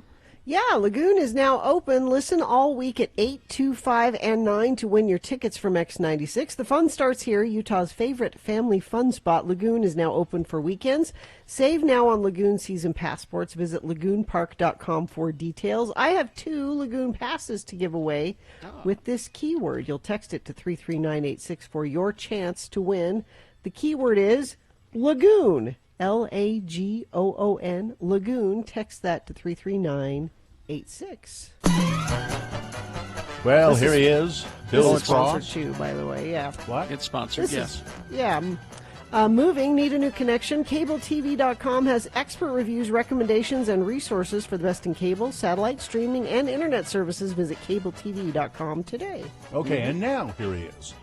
Bill Frost to talk about what's on TV this week. Bill writes a column for Slug Magazine.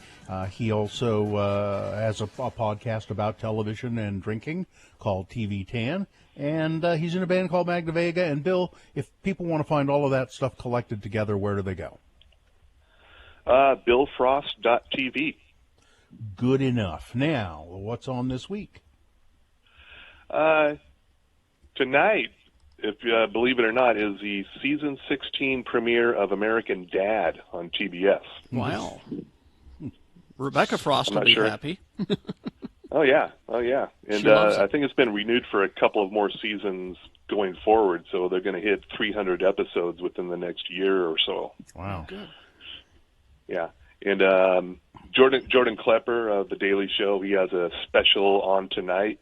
Jordan Klepper fingers the pulse into the Magaverse. If you need a reminder that these clowns are still around, this is some greatest hits footage from last year, as well as some new interviews and some unseen footage from various Trump rallies, and revisiting with people and see if they've learned anything over the last year. Probably not, but there's that. Where can I see that? Or is that on Comedy Central? Comedy Central. Okay. Comedy Central, yes. Okay. It's a Daily Show special. Thank you. And tomorrow on Hulu, the docuseries we've all been waiting for, just in time for 420, Sasquatch, a 3-part series on Hulu. Whoa. Yeah. This story is a journalist was visiting a pot farm, there's your hook, in 1993 in Northern California, when he heard a story about a Bigfoot that tore 3 farmers apart limb to limb. And now 25 years later, for some reason, he's going back to check into that. Well, can you blame him? And it'll end after 3 parts. It'll end with him not finding any evidence or any, or just a little, just enough evidence to enough, make you think maybe. Yeah. Just enough so we can do another one next year. And also, you remember Jessica Biel produced The Sinner for USA, yes. And she has a new series premiering Tuesday on Freeform called Cruel Summer.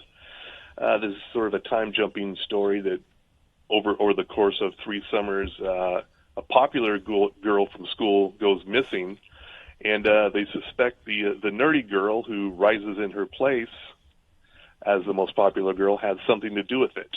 And this is how the story plays out over several years. And it's on Freeform. And I believe it'll also be next day on Hulu if you don't have the Freeform. Okay.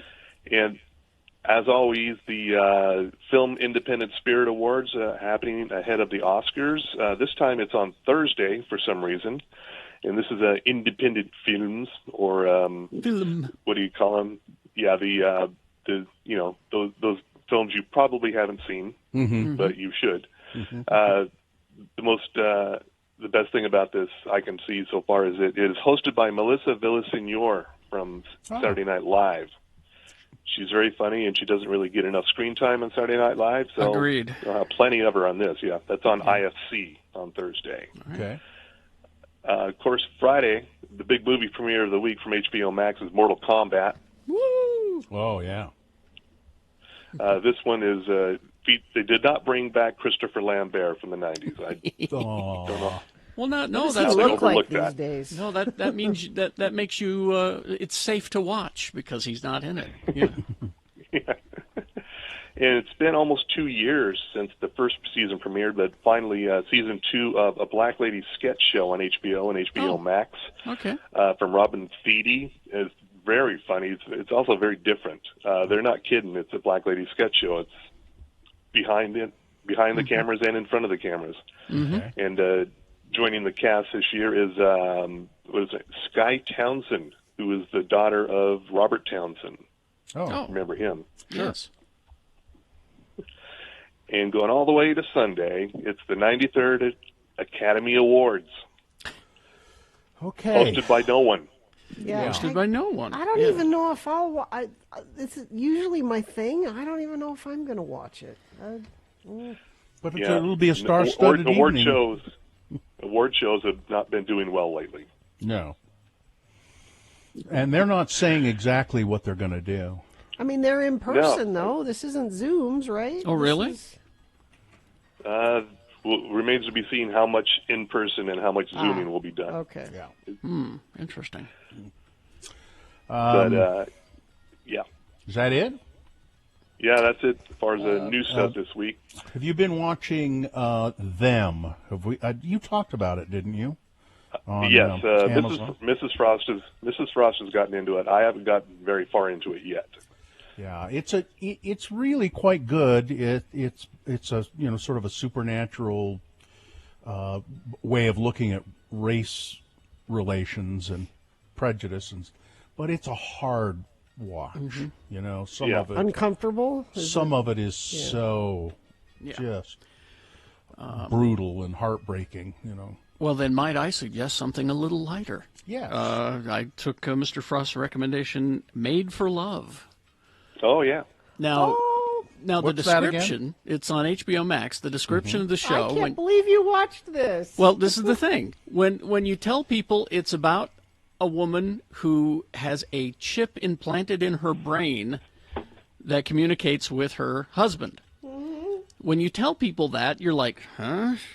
Mm-hmm. That is the plot of the show, but it's so far out there and weird that it's just so entertaining to watch. And the best part of the show is Ray Romano. That's her father. Okay. And he lives in a trailer with his sex doll named Diane, who, Of course. you don't treat Diane very respectful. Yeah. How does this work, Dad? When you're serving breakfast, how does this work? You have the full plate in front of her. Do you eat it and pretend that she ate it? Shut up.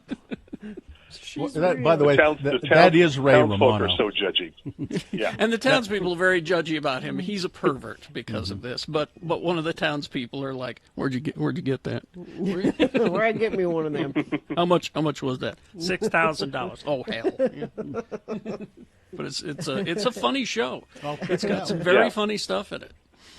It's kind of like a 6-episode Black Mirror, but with a little more humor to it. But it's hilarious. The guy who is in charge of, they're close to Google. It's like Goggle or something like that. He owns it, and he's this tech crazy person who, creates these artificial environments and everything. But he doesn't believe in the sense of smell. He's got all your senses covered. He doesn't believe in the sense of smell. He does not a fan of the sense of smell. So all right. I'll build a sense of smell. Then I'll build that into the artificial reality. Bring me in some samples and let me smell. And so we talk about what we're watching on TV, but Gina, I'd be interested to know what you've been watching on TV. She doesn't. I watch things late. I'm all about the Poldark these days, and it hasn't been on TV for 5 years. Still? Yes. I gave you permission to watch Battlestar Galactica. All right. I did watch. I finished Bridgerton. Whoo! Softcore. Hey, she likes a little softcore there. Yeah. With the and the thing and the whoa and yeah. Okay. A lot of hoo-ha showing? No, it doesn't have to. There's a lot of implied hoo-ha. It's like Showtime, but with a plot. Yes, all right. Okay, well, someone be sure to write down implied hoo-ha. Implied hoo-ha. That's your sign-off there. My sign-off. All right, thank you, Bill Frost. Thanks. Bums, boobs, and blankets, as Yeah. Brett puts it. But still, even though it's just implied, it's Yeah. And It's good. Dimitri reminds me that the Nevers, the folks on Geek Show, are loving the Nevers Really? on HBO. Yes, they quite like it. All right. Traffic, please, Gina. Yes, we have a crash. I-15 southbound approaching the I-80 West interchange. Cars move to the right shoulder, but there are delays backed up to 23rd North exit North Salt Lake, where the vehicles were in traffic. Crash eastbound SR-73 Mount Airy Drive. This is in Utah County. Eastbound lanes are blocked, causing delays out of Eagle Mountain. And what are you seeing? You need to text it to us if you see something, only if it's safe for you to do that, though. 33986 is where you can get a hold of us. Let's see. Nominate a nurse for a chance to win a free swig for a year. Go to ameritech.edu/swig to nominate a nurse who's made an impact in the community. All right. Boners round 2 coming up here. The candidates you will consider. Number 1, payback is a bitch. Number 2, bolts in the petroglyphs. And boner candidate number 3. So you want Dr. Drew on the commission? You must be joking. Boners round 2, along with Big Boy News and Opinioendo. After these, stand by. Hoops Vision Correction, HOOPES Vision.com. You lose your glasses, your contact lenses, you know what you'll find? Freedom. Freedom. Carrie found that freedom. I Oh. found that freedom. Did you? How long was it that you did the phantom eyeglass thing?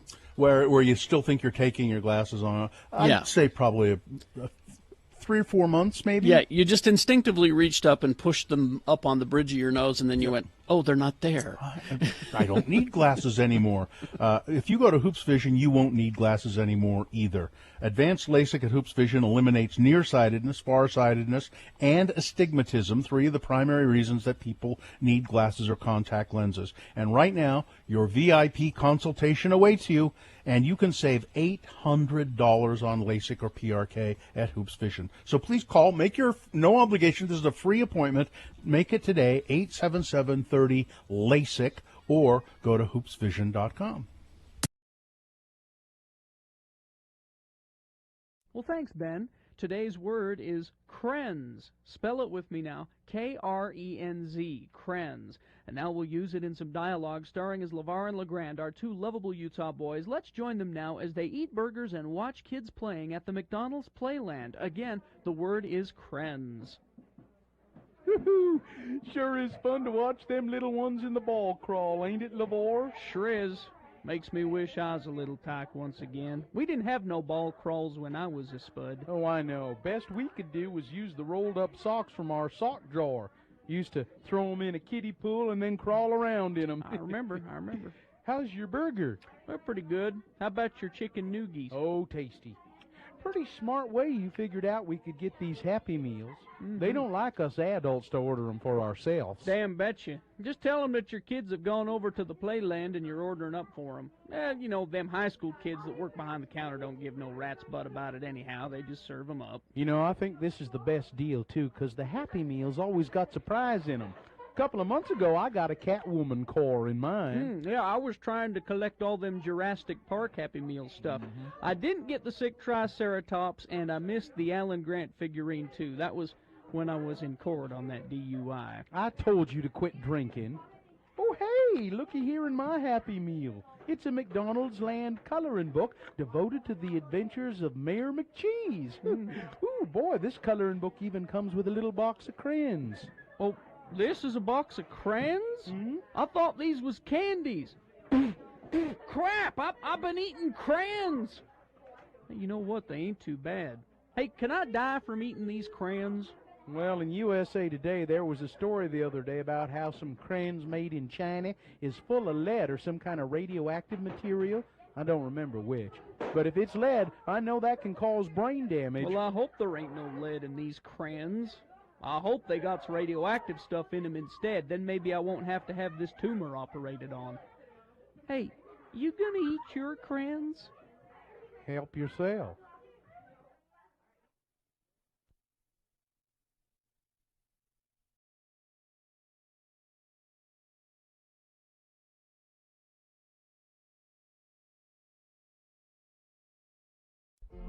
Ladies and gentlemen, the Radio from Hell show is proud to announce a brand new entertainment in downtown Salt Lake City. That's right.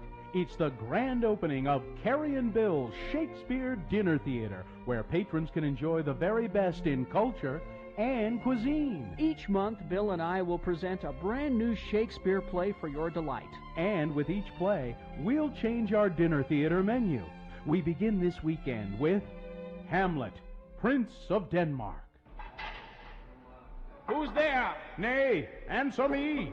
Stand and unfold yourself. Long live the king. Bernardo? Line. He. You come most carefully upon your hour. 'Tis now struck 12. Get thee to bed, Francisco. And with immortal lines like that from the Bard, you get your choice of Hamlet Hawaiian-style ham, a juicy ham steak with a pineapple ring, or the Polonius chicken pot pie. And what's even more fun, not only will Bill and I play most of the parts, but we'll be your waiters. In coming months, you'll delight to other great Shakespearean masterpieces. Like The Taming of the Shrew, with me as Petruchio and Bill as Catherine the Shrew. If I be waspish, best beware my sting. My remedy is then to pluck it out. Aye, if the fool could find it where it lies. Who knows where a wasp does wear his sting? In his tail. In his tongue. Whose tongue? Yours, if you talk of tails, and so farewell. What? With my tongue in your tail? Nay, come again, good Kate, I am a gentleman. It's Carrie and Bill's Shakespeare Dinner Theater in the old Felt Electric building in the Regent Street alley off 2nd South. And look in your Happenings coupon book for a 2-for-1 coupon, good on Wednesdays and Thursdays at Carrie and Bill's Shakespeare Dinner Theater. Your dinners are full price, but one of you will get to sit through the play twice. Get thee hence to Carrie and Bill's Shakespeare Dinner Theater, where you give us the dough and we put on the show.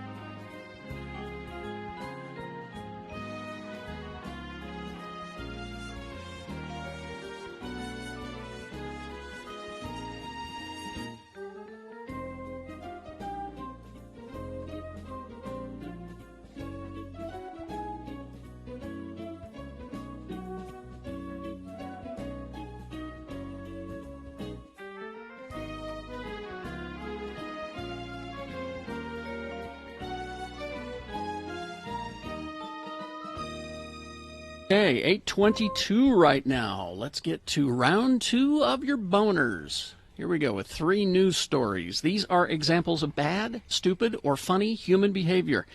You will decide with your vote of these 3 candidates which one is the worst, which one is the most deserving to go forward to boner fight and possibly become boner of the day. I say possibly because if it wins here, it'll have to defeat the winner of round 1's voting. We did that an hour ago. Good candidate.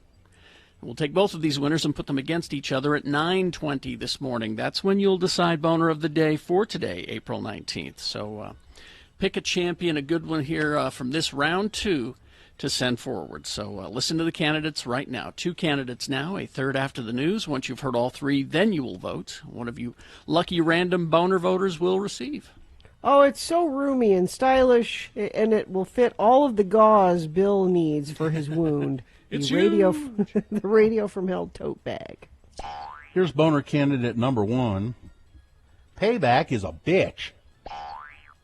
Somebody in Maricopa, Arizona, left a grisly clue on the driveway of a home after a tire slashing attempt turned into something very unpleasant.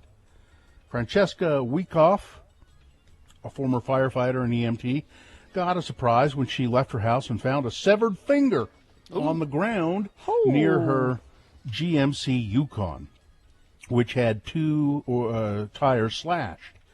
Wyckoff said that judging from the trail of blood leading to the house next door, she thinks she's pretty sure who did it. She said that she and her husband were at a get-together when her male neighbor became intoxicated and started a physical altercation with the couple. He was asked to leave, and he didn't like that, so he decided to retaliate by slashing my tires, she said. However, he left behind a little consolation prize. When Wyckoff found the detached finger, she thinks the tire slashing happened the night before. My neighbor heard him yelling and crying, probably about 10:30 p.m., so we figured that's when it happened.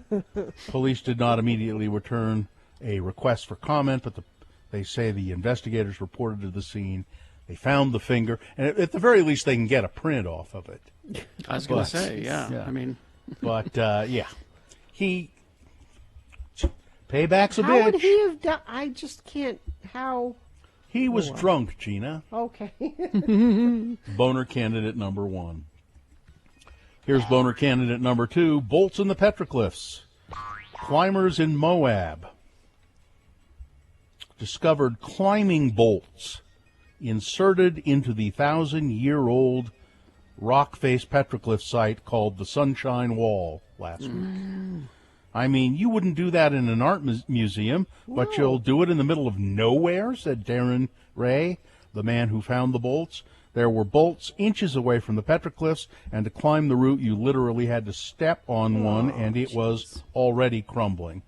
He's an avid outdoor climber, adventurer. He said the bottom of the panel is like 40 feet off the ground.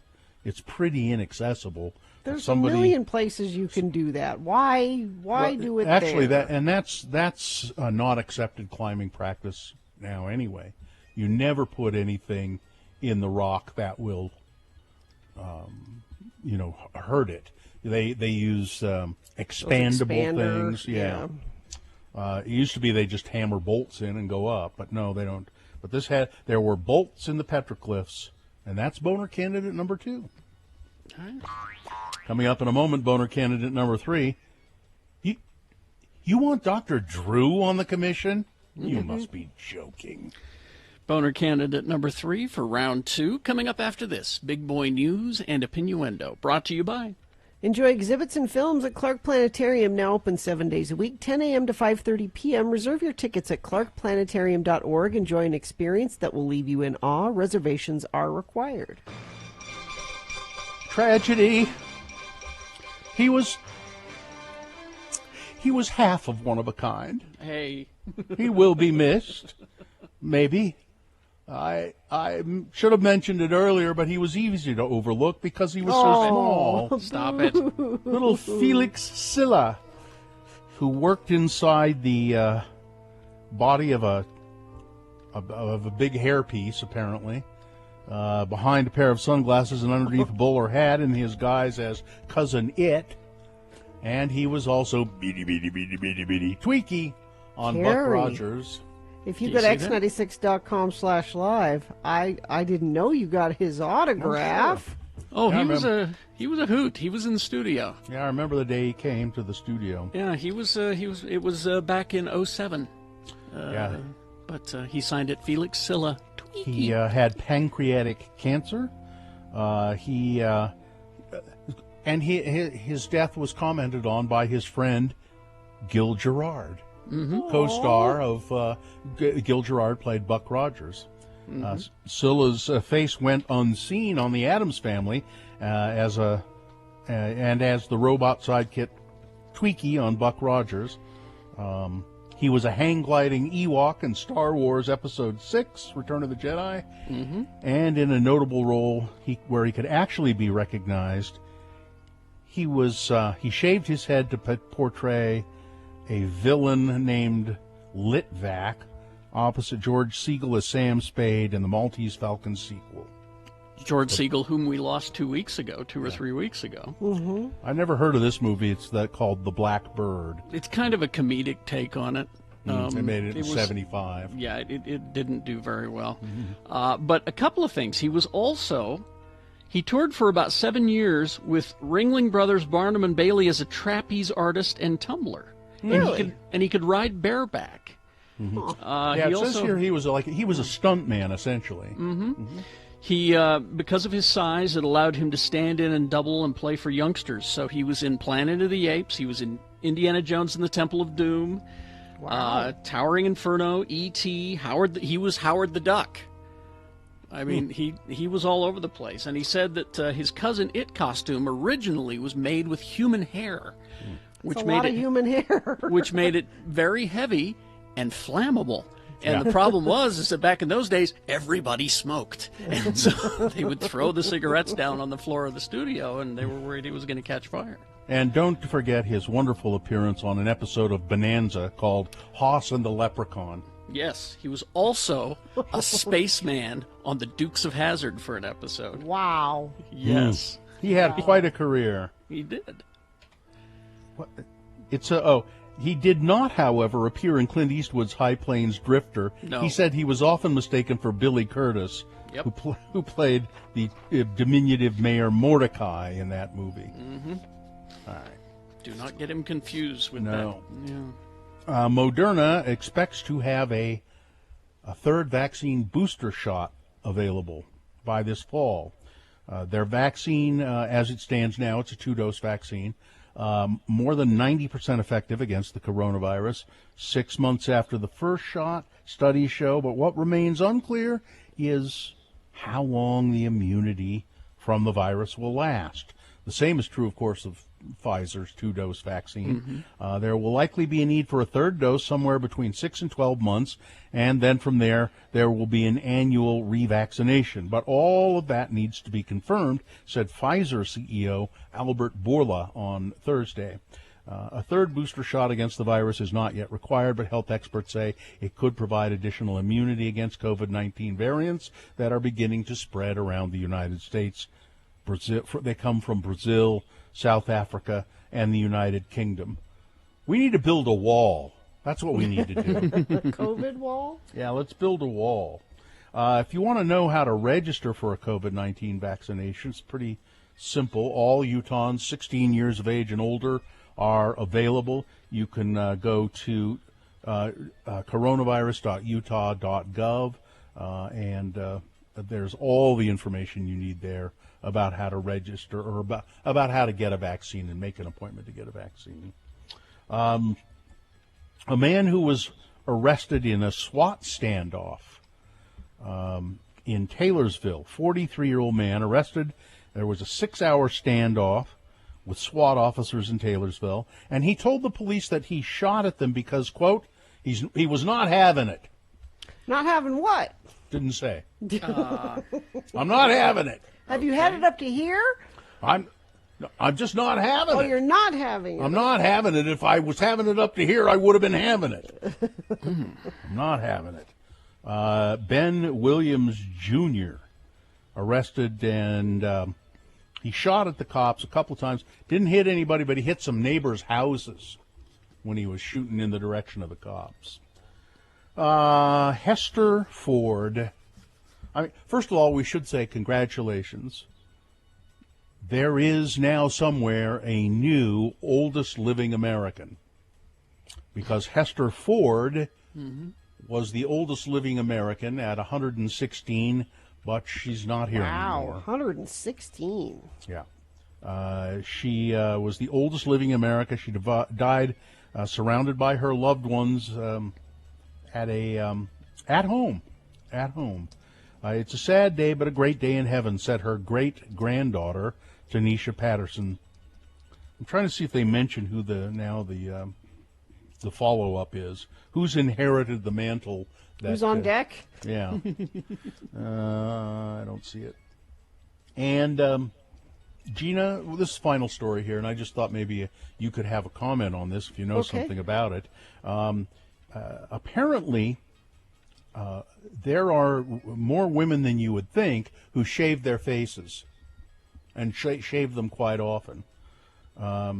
Brooklyn Horn says she started when she started spending a lot of time at home. She was looking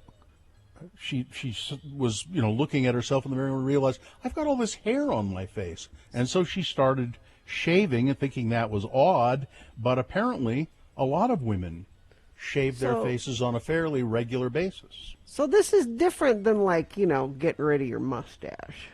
There are these very, very thin, tiny blades that you can get to kind of get rid of the peach fuzz. And then you use oil with it, apparently. Yeah, Put a it's little not oil in like there. it's not like you're lathering up your face with a razor and shaving. It's just this little tiny. I may or may not have done it before. To get rid of the little, but it's not like shaving your mustache or something. Don't Yeah. do that, ladies. If you used a razor and tried to get that peach fuzz off, it wouldn't do it, I don't think.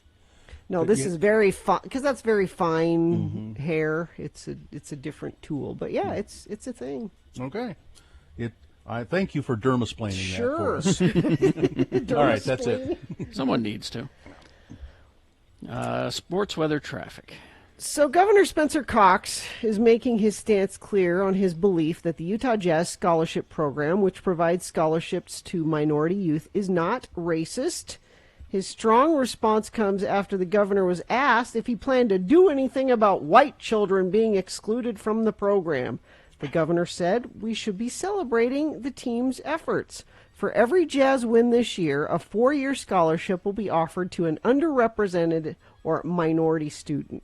Now, apparently he was on the Let Me Speak to the Governor, and you wouldn't get these kind of calls, Governor Cox, if you did this on our show. But somebody called in and said, well, what about the white kids? This is just racist in a different way. There's nothing there that says that it's black or white. Well, it will primarily be directed at minority. No, it doesn't say that. It says underserved communities. There are white kids in those communities, too. Here's what Spencer Cox says. If you're outraged about a private individual trying to help disadvantaged minority kids go to college, I am definitely not your guy, Spencer Cox said. And how I first saw this was a bunch of people on Facebook saying, this is why I didn't vote for Spencer Cox, because he's not sticking up for the white kids. This has turned into a thing. The white kids have got plenty of advantages. Yeah. All right. Tucker Carlson did a whole thing on it, and I sent it to Carrie. I don't know if we have time to play. Just yesterday, Spencer Cox, who's the Republican governor of Utah, was asked a question about a scholarship program created by the NBA team, the Utah Jazz. Now, the team's program gives out a scholarship to one of Utah's in-state universities every time the team wins a game. That's great. Here's the part that's hard to believe it's legal and it's totally immoral. That scholarship is given on the basis of skin color. Kids with the wrong skin color, no matter how disadvantaged they are, no matter how qualified they are, cannot get a scholarship because they're the wrong color. No. So I That's just can't not hear the his case. voice. I can't hear his voice. I don't believe that's the case. It doesn't say anything about skin color. But even if it is, there are scholarships given all the time to like a Native American students that want to go to the U. There's a scholarship that's just for them. Do white kids get upset that they're not eligible for that? Well, they will It now that you've happens mentioned it. Now that you've brought it out. all the time. And I applaud Spencer Cox for standing up to this guy and saying, no, this is absolutely not racist, and what's wrong with you if you think that it is? Very maddening. The Jazz play today. I don't know who on the Jazz will be playing today because everybody's hurt, but somebody from the Jazz is playing today against the Lakers at 8 o'clock. That's your sports. Weather, and Carrie, by the way, I'm going to need your help in a minute. Weather brought to you by, are you searching for Pokemon? Locally owned Haster Games has the best selection of Pokemon, Dungeons & Dragons, Magic, and more. Shop online at HasterGames.com or visit the store, 6831 South State. Curbside service is available. So we'll have sunny skies today, and it's actually pretty warm, 65 for a high. Slight chance of showers this evening, 30%. Then tomorrow we've got another sunny day and then another rainy day. We're going to go back and forth like that throughout the week because it's April. Let's see. Traffic, Carrie. Traffic brought to you by Scott Hale. Schedule your appointment by April 30th to get a professional AC or furnace tune-up for only $49 with Scott Hale Plumbing, Heating, and Air. Call 801-264-HALE. Got a crash south. Oh, I'm sorry. That's okay. Crash southbound Main Street at Parrish Lane in Davis County. The right lane is blocked there. And we have a crash, I-15 southbound approaching the I-80 West interchange. Cars are moved off to the right shoulder there, but there are still delays backing up to 2300 North exit in North Salt Lake. That's traffic. Right. Now, here's boner candidate number 3. Wait a minute, you want Dr. Drew on the commission? You must be joking.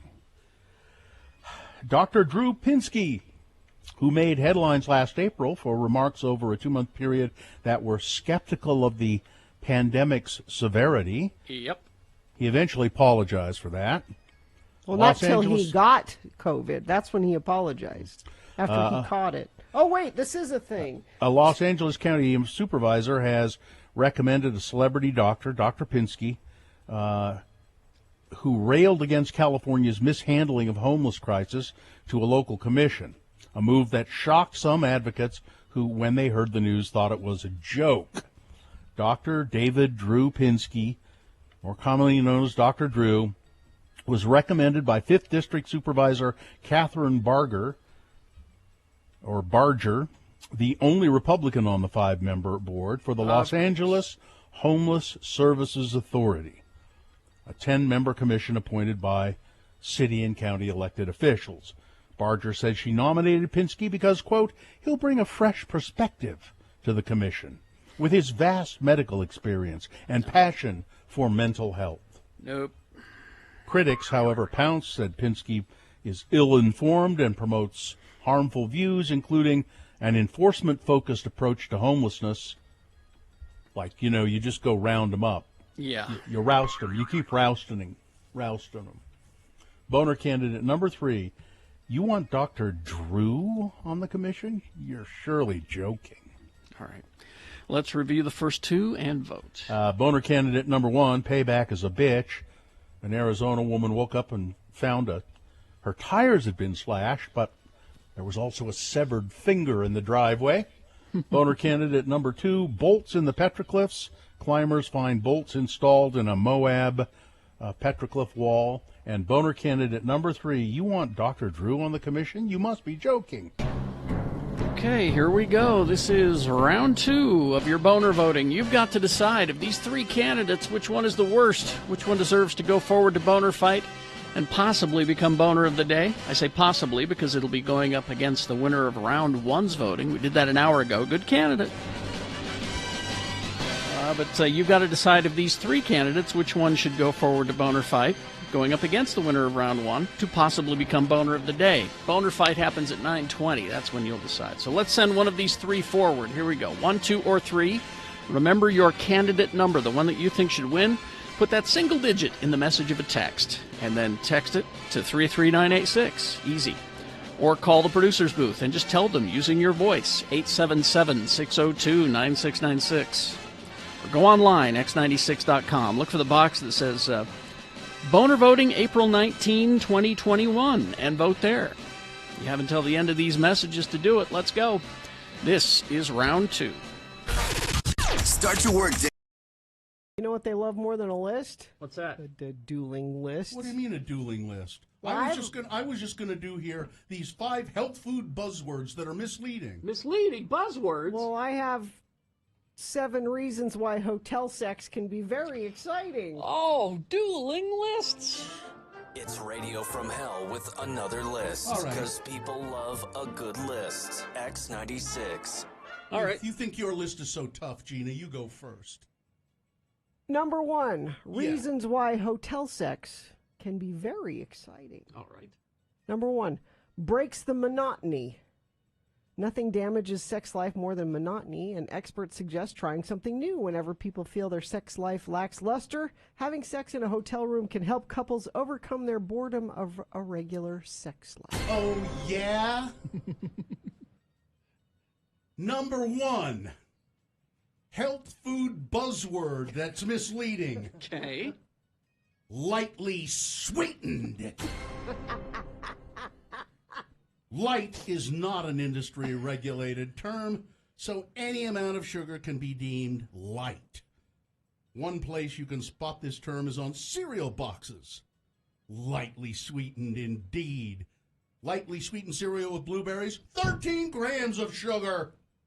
It's a lie and it's misleading. Gina? Open to trying new things. Reasons why hotel sex can be very exciting. When people have sex repeatedly in the same place like their bedroom, they get used to doing things a certain way. But a new place encourages couples to try new things. Having sex in a hotel room can inspire couples to be adventurous, try new positions. It can make it very exciting. Oh, yeah? Number 2 health food buzzwords that's misleading. Uncured meat.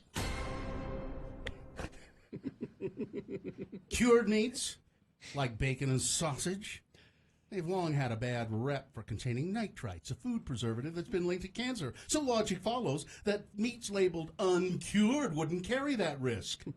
Well, you're wrong. According to a 2015 Ohio State University study, such labeling, the study concluded, is unusual, confusing, and technically incorrect. That's number 2, uncured meat. Number 3, reasons why hotel sex is exciting. Free from responsibilities. You don't have to do laundry. There's no dishes to do. The kids aren't there. Somebody's got to do that. Somebody's got to do that laundry, though. That's nothing. Free from responsibility. Number 3, made with real fruit. That label makes me laugh. It's a sure sign that there's little or no fruit in it at all. And whatever fruit there is processed beyond recognition. To avoid being duped, look at the food's ingredients. They're listed in order by greatest amount to least. Where does real fruit appear in the list? It isn't near the top of the list. That's all I'm saying. That's number 3. Forbidden can be exciting. According to experts, sometimes a little amount of guilty feeling can make the experience of having sex very exciting. And if you feel guilt having sex in a place outside of the 4 walls of your bedroom, like a hotel room, it can be a very exciting experience. You know what? What? Number 4 on this list, all natural. Just like lightly sweetened, the word natural is an unregulated term, which is why so many companies have overused it. By one company's definition, chocolate hazelnut spread earned the natural label because it was made with real nuts and chocolate, even though it's essentially a jar full of sugar. What number are we? This is number 5, and I only have 5, so that's as far as you can go. So that's it? Oh, one more. Give me a knockout punch, because I don't think you're winning so far. Okay. Sex is more enjoyable when you're relaxed. You can order food to the room. Well, yeah. You don't have to leave. It has everything you want. You can order there. food to the room and then have sex with it. Oh, yeah? You can't do that at home. Oh, yeah? Sex in a hotel is very exciting. It's a 3 sandwich day. No help. No help, Carrie. Sorry. This is our fight. And mine, here's the knockout punch. Okay. 5 health food buzzwords that are misleading. Gluten-free. I'm amused by gluten-free on products. Never had any wheat in them to begin with. And that's where gluten comes from. Oh. Gluten-free, they put it on things that don't have gluten anyway. Gluten-free, it's just a lie. Wheat, it doesn't mean that it's healthy either if it's gluten-free. Well, oh man. If you have to ask me to declare a winner, I declare we're all winners because it's dueling lists. We hope you'd enjoyed another list with Radio from Hell on X96.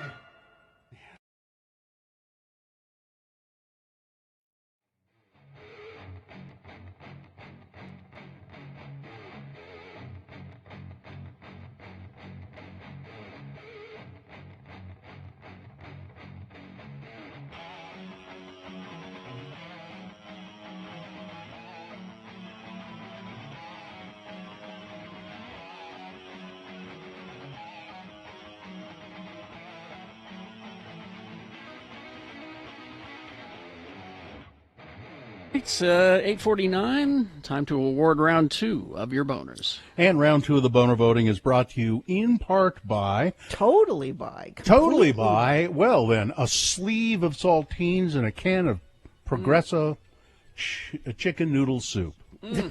Sounds good to me. I, for some reason, was craving canned soup. You were craving salt. Maybe that was it. Yeah.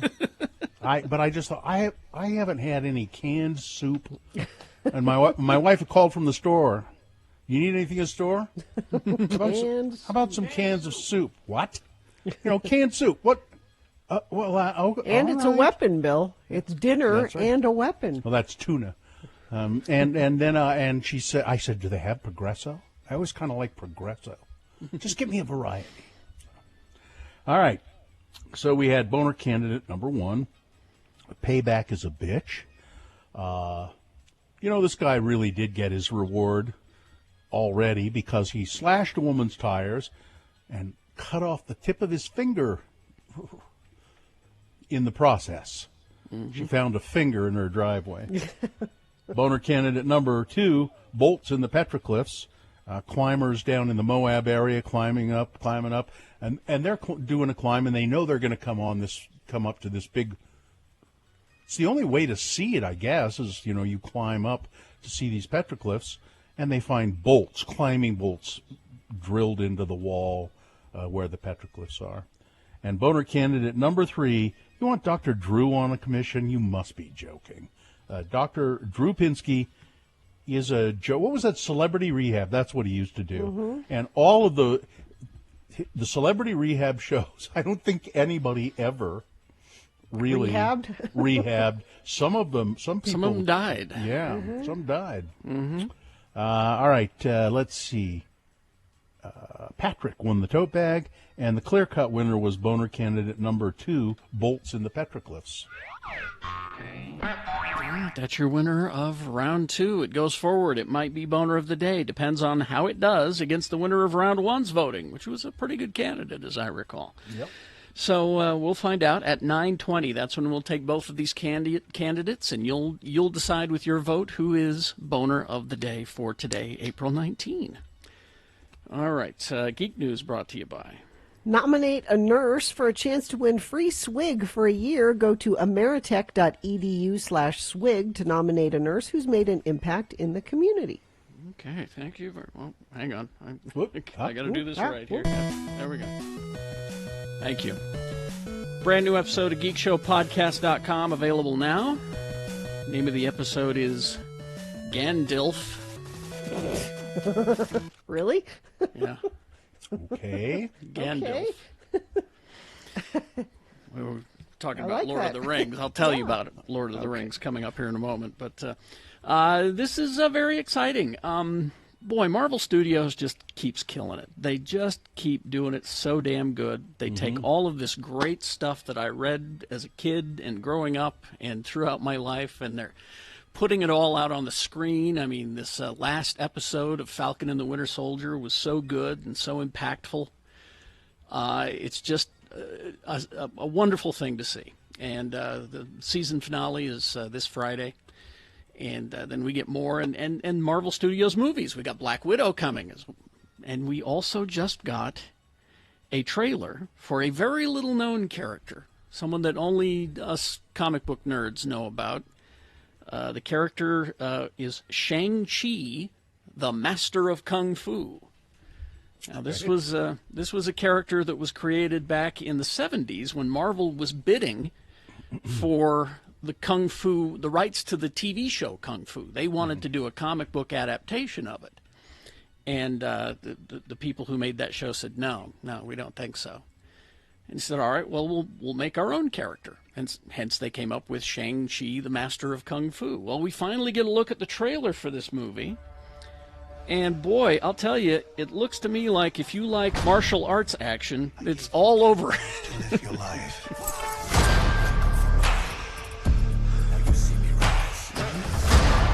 And where did that get you? A lot of training montages. You walked in my shadow.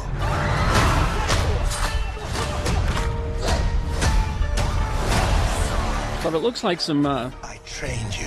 some really amazing martial arts fighting going on in this. People in the world couldn't kill you. But it's coming September 3rd, 2021. It's Shang-Chi and the Legend of the Ten Rings.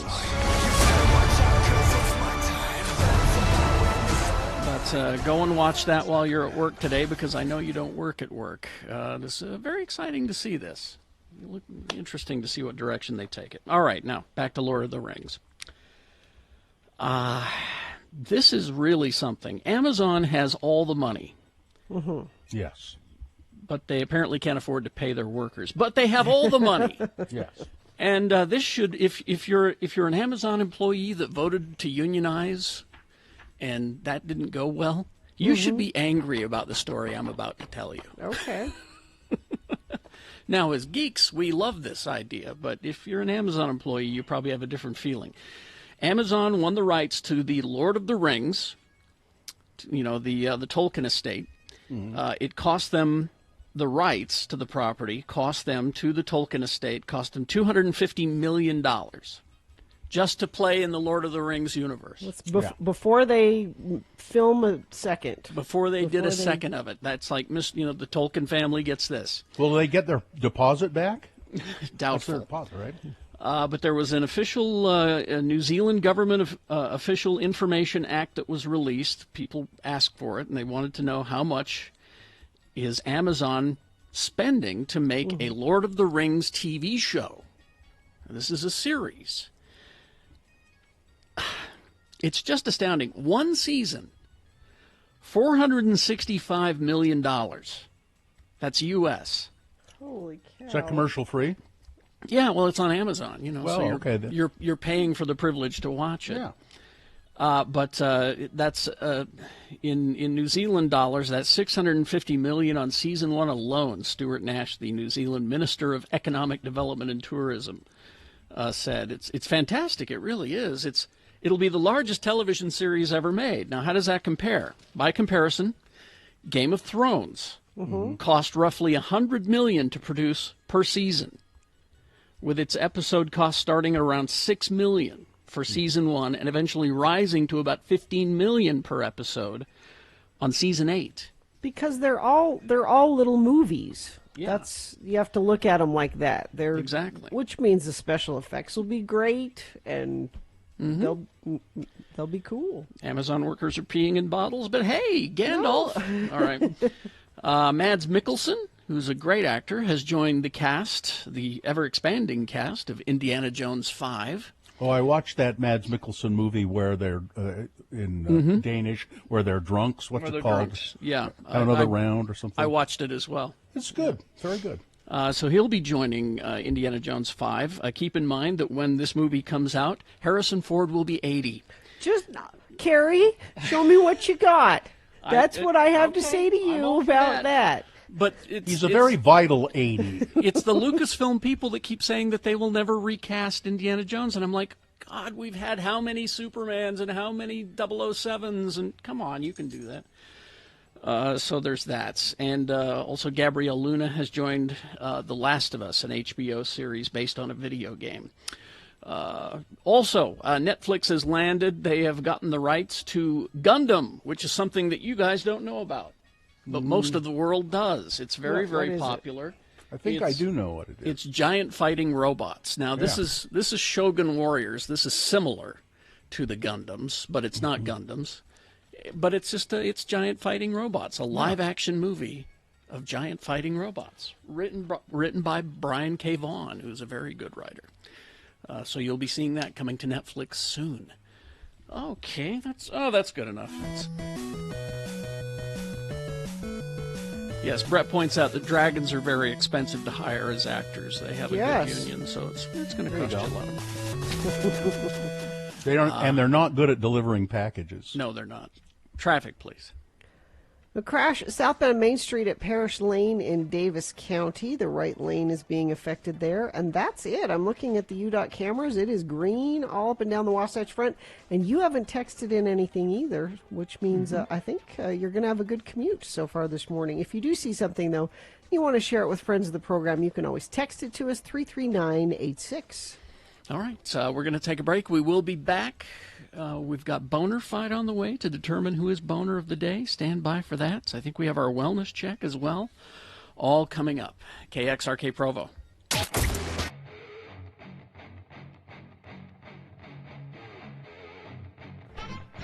And now, it's time to play the game that super freaks everywhere want to play. It's Beat Gina. You try to match wits with a very kinky girl, the kind you don't take home to mother. Yes, she waits in room 714 with incense, wine, and candles. It's such a freaky scene. And now, here's your Beat Gina host. He's the kind of guy you do take home to meet your mother. He's all right. He's all right. He'll never let your spirits down. No. Carrie Jack Jackson. Oh, thank you, Johnny. Thank you so much. Oh, you're welcome. Thank you. 877-602-9696 is the number to call to play Beat Gina. And today, it's easy trivia. Come on. I mean, really. I haven't ever seen Pineapple Express. You've not seen the movie Pineapple Express. Your chances of winning are very good. I haven't seen it either. I don't even. It's about people delivering pineapples? No. It's a weed comedy from Seth Rogen. Really? Yeah. Not Seth Rogen. Yes, I know, right?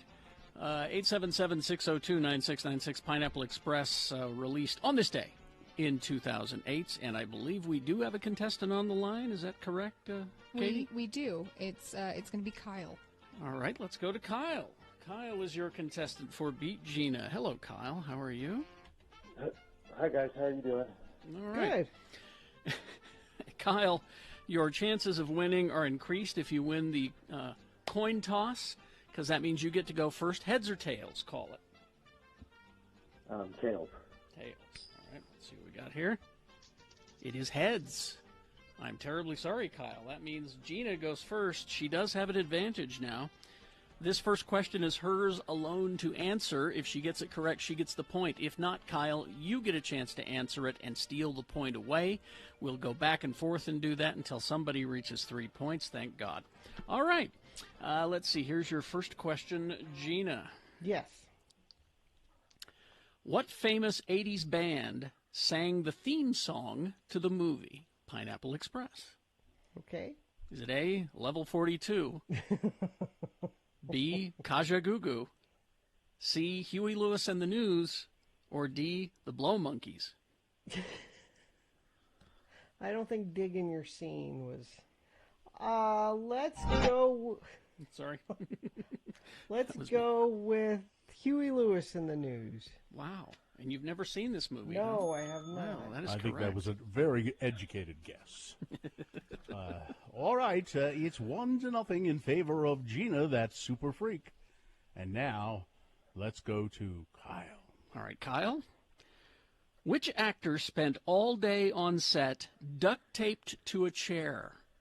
Which actor? Was it A, Dylan McDermott, B, Dermot Mulroney, C, Craig Robinson, or D, Danny McBride? D, Danny McBride. Wow, very good, Kyle, very good.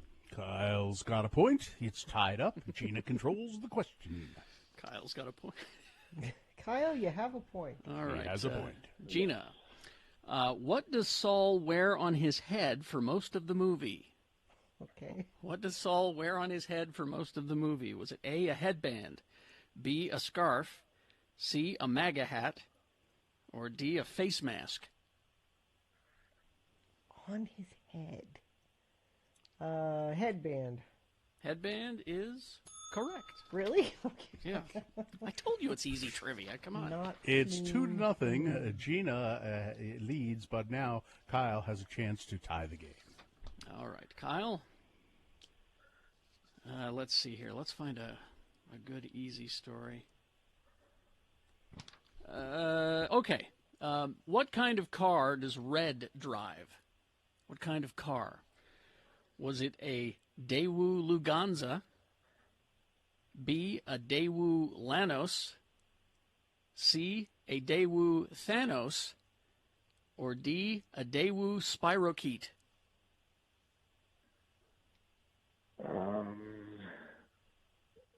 B. B, a Daewoo Lanos? That is correct. Yes. Well, there we go. It's 2-2. The game is knotted up in a tense game. I'm so tense. Gina controls the question. We'll wake her up and see if she can win the game. All right. Gina? Yeah.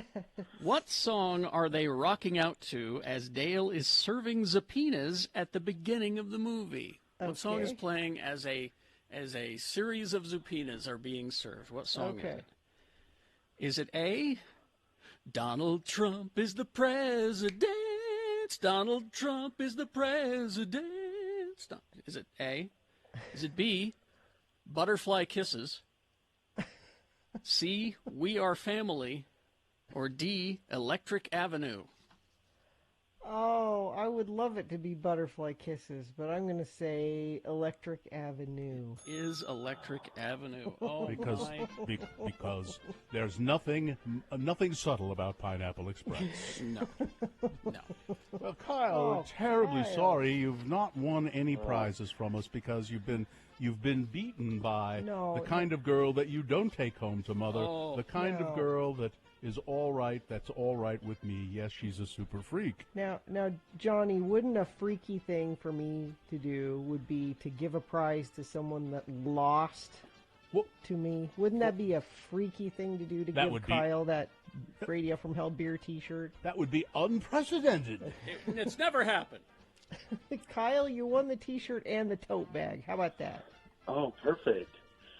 That sounds great. Well, Kyle, I think it's completely fitting and in keeping with the movie Pineapple Express that losers win. Yes, we're rewarding people for their losing behavior.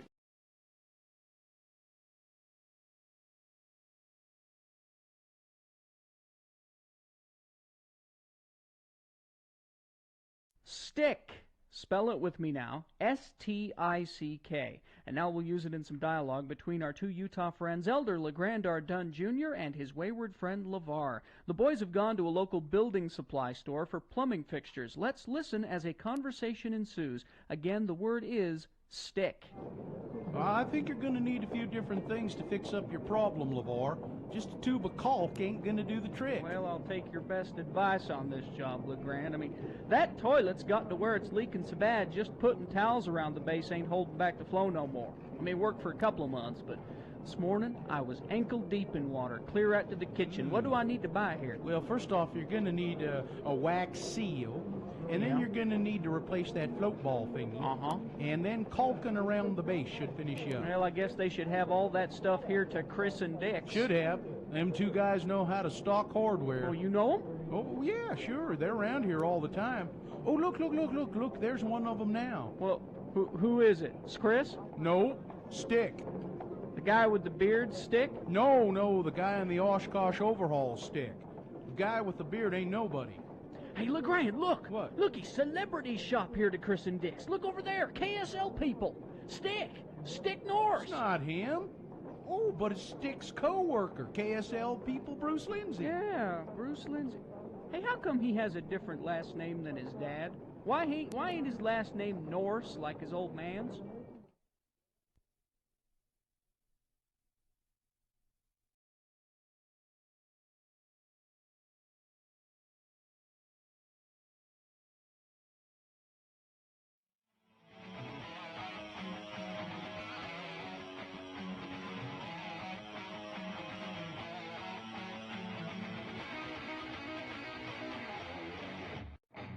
On this day, Morrissey has a sad. Well, so The Simpsons, which is still great. Yeah. It still knows what it's doing. And I talked to so many people who say, I stopped watching it years ago, and I'm like, you're missing out. It's still funny. So the highly anticipated episode, Panic on the Streets of Springfield. Yeah.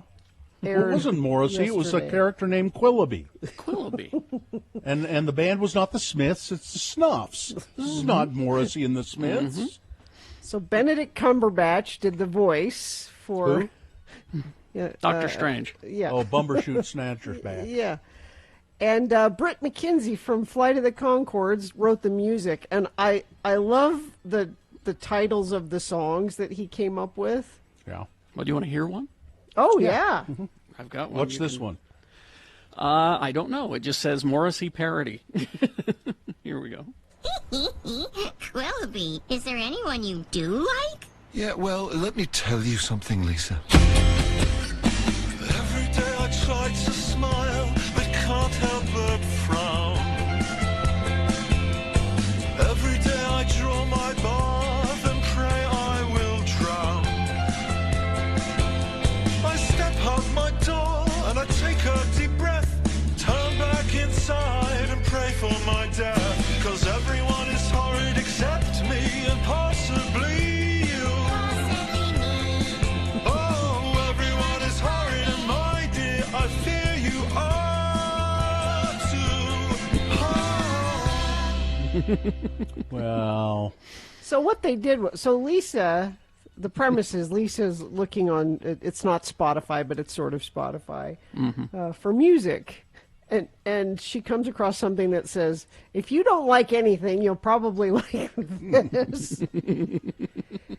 And, because Lisa's vegetarian and it was right. And it's like smart people music. Morrissey is aggressively vegetarian.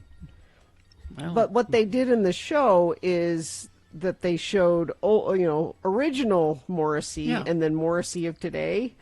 And that's what I think that's really what he didn't like. because that's they- what he didn't like. His yeah. belly was hanging out over his pants, and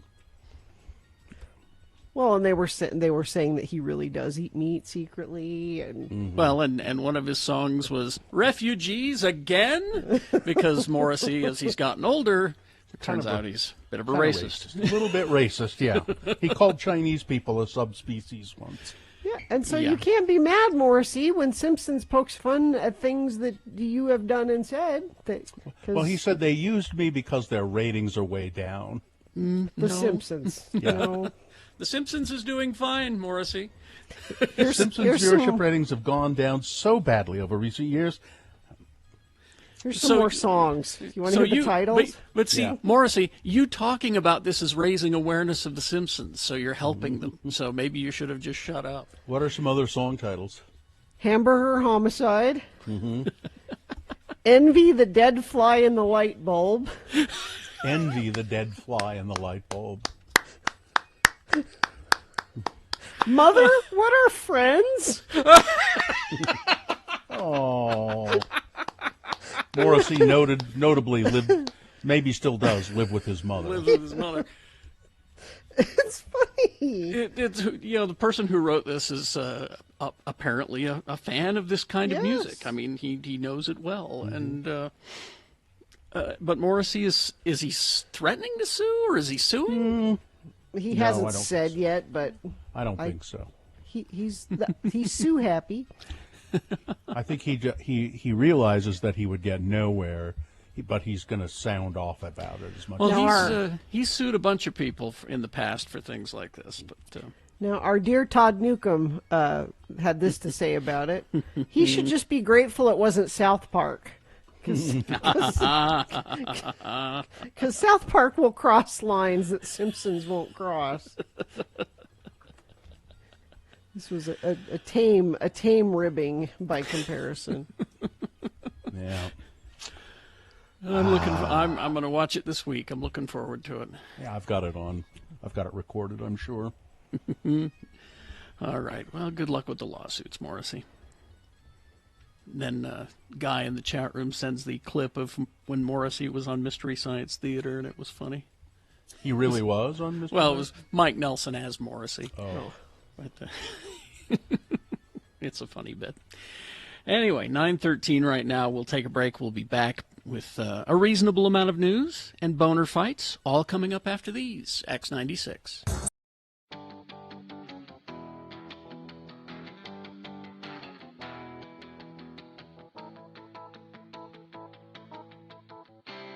Carrie, you're closer, the closest of all of us to toys.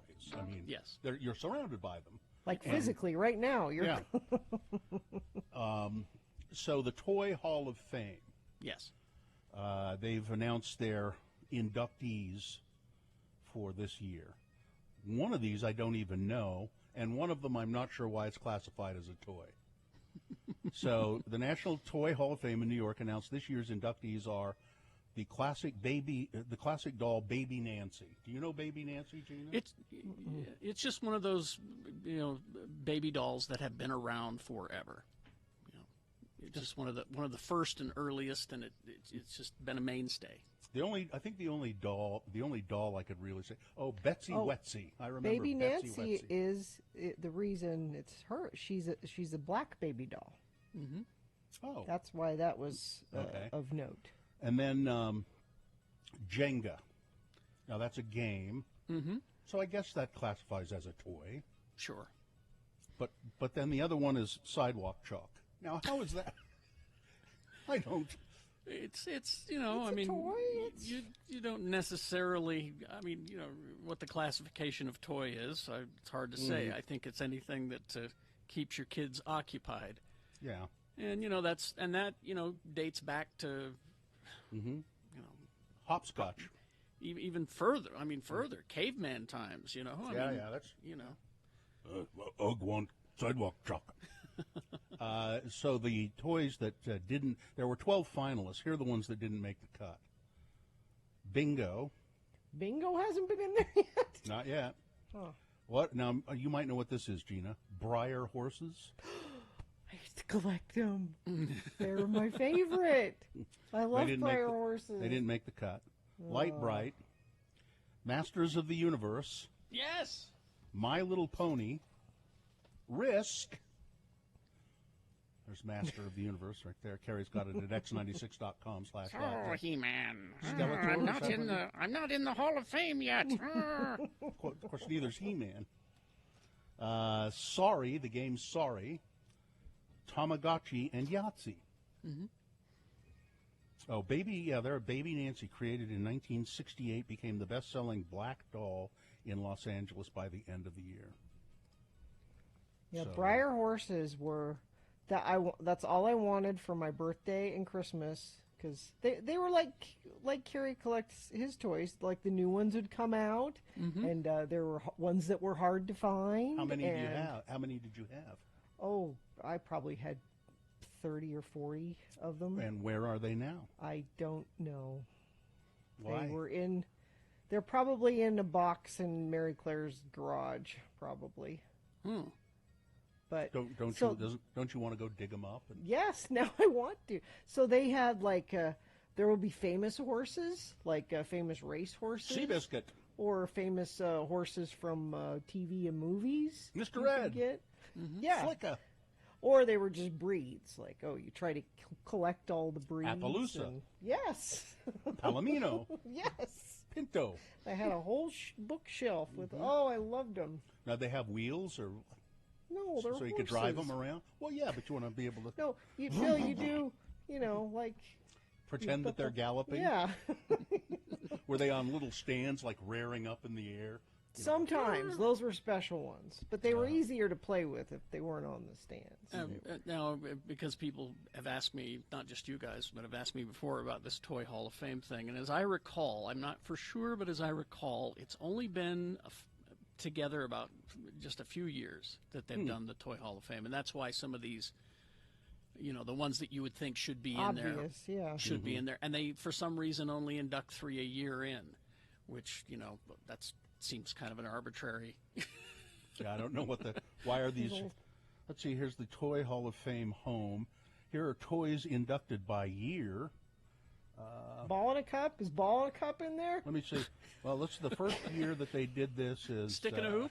What about the hoop and the stick? 1998. So it's been around for a while. Yeah. But they only induct 3 a year in. Well, that first year they did 10. I don't know why, then the number goes down. In 2001, there were only 2 things inducted. Silly Putty and Tonka trucks. Let's see, what was last year? Last year was coloring books. Okay. Magic the Gathering and Matchbox cars. You have Magic the Gathering before you have bingo? That doesn't make any sense. I hate to break it to you, Gina, but Magic the Gathering is one of the biggest selling games I know, but on the planet right now. So, but don't you start with, where we started? You start with ball and a cup and bingo. Well, I agree with you. Coloring books. I mean, number one, the first place they started was, playing soccer with the skulls of your enemies. That's where That's number one. Yeah, that's number one. That should be. Yeah. Makes sense. You save Magic the Gathering for several years down the road. Magic the Gathering is similar to playing soccer with the skulls of your enemies, but not exactly the same.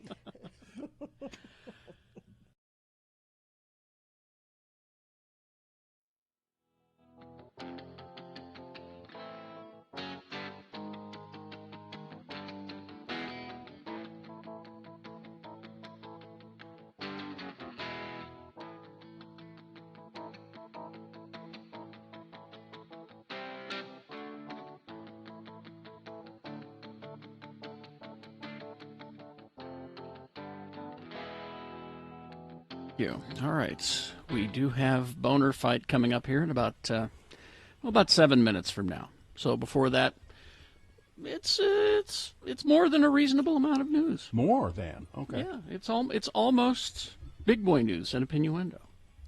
Brought to you by Tim Daly Auto Group, home of the forever warranty on all new and select used vehicles at Tim Daly Infiniti, Tim Daly Ford, and all 3 Tim Daly Nissan locations. Tragedy. He was one of a kind, an original. I'm sure his mother loved him, and there are people who will miss him. Black Rob has died. Robert Ross, whose husky, seen-it-all voice-powered turn of the millennium hits like Whoa and Can I Live for Bad Boy Records, died on Saturday at Grady Memorial Hospital in Atlanta. He was only 52. The cause was cardiac arrest, said Mark Curry, a friend and one-time Bad Boy artist, who added that Mr. Ross had numerous health issues in recent years, including diabetes, the lupus, kidney failures, and multiple strokes. He was undergoing dialysis, and he went home and died. He was pretty successful at one time, but he also spent a lot of his life in and out of prison. So, anyway. And also tragedy. The first woman to write Wonder Woman has died at the age of 97. Joyce Hummel Murchison Kelly was the first woman to write scripts for the Wonder Woman comic book franchise, but hardly anyone was aware of that for almost 70 years. And then Jill Lepore tracked her down while writing her 2014 book, The Secret History of Wonder Woman. And suddenly, Ms. Hummel was a cause célèbre in the fan universe. The late life acclaim mystified her. She was amazed that people had made such a big deal over it, her son Rob Murchison said. She'd say, well, it's just a comic book. And she kind of played it down. She was 19, known as Joyce Hummel. In March of 1944, she went to work for William Moulton Marston, a psychologist who had created Wonder Woman 3 years earlier, and then found himself with a product that was in such demand he couldn't keep up. I've meant to read that book because there's a whole weirdness about that psychologist and his family. And oh, really? Oh, yeah. There's a couple of movies made about him. Yeah, well, I think they make The Secret History of Wonder Woman, or a documentary about him, I think. There's been a documentary about it and 2 movies. He was he was I can't say married, but he was with 2 women. Yeah. Oh. And he also invented the lie detector. That's where the Wonder same Woman's, guy? Yeah, that's where Wonder Woman's golden lasso idea, the lasso of truth came from, And she went to work for him, and he had her writing scripts for the Wonder Woman comic book. So let's see, Minneapolis bracing for violence over the George Floyd verdict, which should, well, I don't know if it'll come today. They're doing closing arguments. Closing arguments, begin today. That could take more than a day. Today or tomorrow, So the police presence and armed forces, National Guard forces are in place in Minneapolis in the event of trouble. We'll see. A Utah State University student, a football player, has been arrested and charged with sexual assault. Police reports said that 22-year-old Izzy Kalani Vaifu'u entered the rooms of multiple sleeping students and sexually assaulted one of them. Being held in the Cache County Jail for charges including forcible sexual abuse, criminal trespass, and intoxication, the student has been removed from campus, and that means he cannot be on campus without a police escort, said Amanda Dorito, the Associate Vice President for Strategic Communications for the university. That's a strategic communication if I ever heard one, too. He has been removed from the campus and may not come onto the campus without a... He's in jail, okay? Yeah. Where he belongs, sounds like. One victim told police she woke up to find the suspect in her bed wearing only his underwear. And I think she escaped any kind of, get out of here, get dressed and get out of here. And that did it, but he apparently did. And I mean, that's waking up next to somebody in their underwear, somebody that you know, that's assault. Yeah. That's assault. An illegal street race in Salt Lake resulted in the death of an uninvolved driver. According to Salt Lake City Police, the accident happened on Sunday. Two vehicles were racing eastbound on 9th South when a non-involved vehicle, wasn't involved in the race, made a U-turn on 30th West, and it was hit by one of the racers. The driver taken to the hospital, and the driver died. No name, gender, age, anything like that in this report. Special investigation team was called out to the scene. Investigation still ongoing, but it was the result of an illegal street race. Two guys in a Tesla. Man. Going, I don't know how fast they ended up going in this car. They were killed on Saturday. Neither one of the men was behind the wheel of the car. One was in the passenger seat. One was in the back seat. The car was driving itself? Yes. They were having a discussion, said a relative or something. They'd been having a discussion about how the autopilot worked and all of that in the Tesla. Here it is. The vehicle, a 2019 Model S, was going at a high rate of speed around a curve, and it left the road and hit a tree and burst into flames. So just because you can afford a Tesla doesn't mean you're smart. Yep. Okay. Yeah, one of the men's wives watched them leave in the Tesla after they said they wanted to go for a drive, and they were talking about how the autopilot worked. Well, I guess they found out its limits. Yep. Man. Dr. Pepper has released 3 new flavors. What does Dr. Pepper taste like anyway? I love Dr. Pepper. What does it taste like? Dr. Pepper? Yeah, it's its own thing. It's its own thing. Well, it's supposed to taste like prune juice. I mean, that was what was in it originally.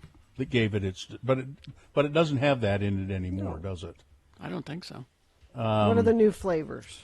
Let's see. Dr. Pepper's back in a big way. They are coming with Dr. Pepper Zero Sugar. Well, whatever. That's a flavor, I guess. I guess. What's the other one? The other one is vanilla, I believe. Okay, I'll try that. Yeah. And the other one is, I want to say cherry or orange or something like that. I can't see it some here. Fruit.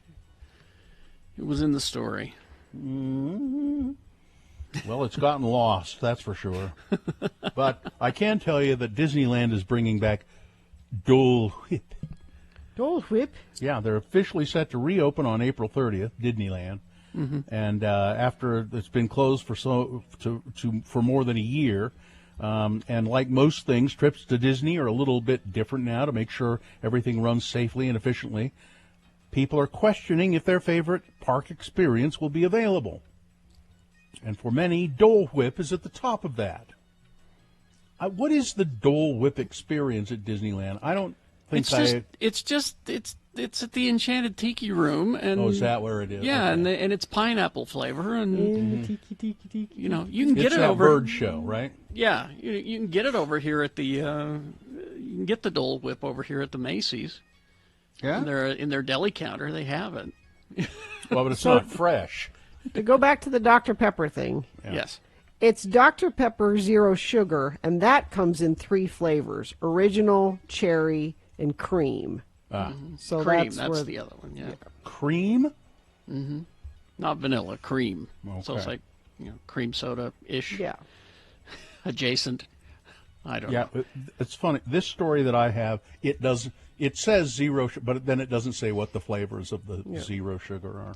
Oh, thanks for reminding me, though. I have one of those Coca-Cola coffee. Oh, you've been meaning to try that. I got one of those, yeah. You haven't tried it yet? No, it's in the fridge out there. Maybe we'll do that tomorrow. I don't need coffee now. I can't have coffee after 9.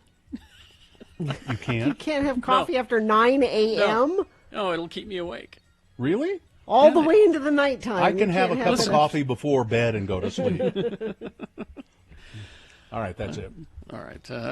Let's see. We don't need traffic, do we? Nope. No, we don't. All right, let's go with this.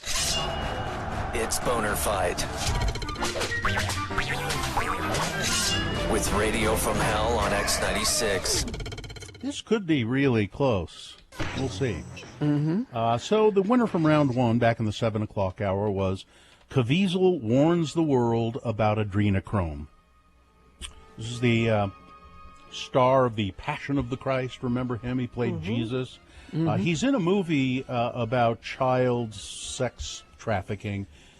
He's playing Tim Ballard, a guy who's been very instrumental in breaking up sex trafficking rings, and Jim Caviezel was at a conference to talk about that, a conservative group conference, and for some reason he started veering off into talking about this adrenochrome.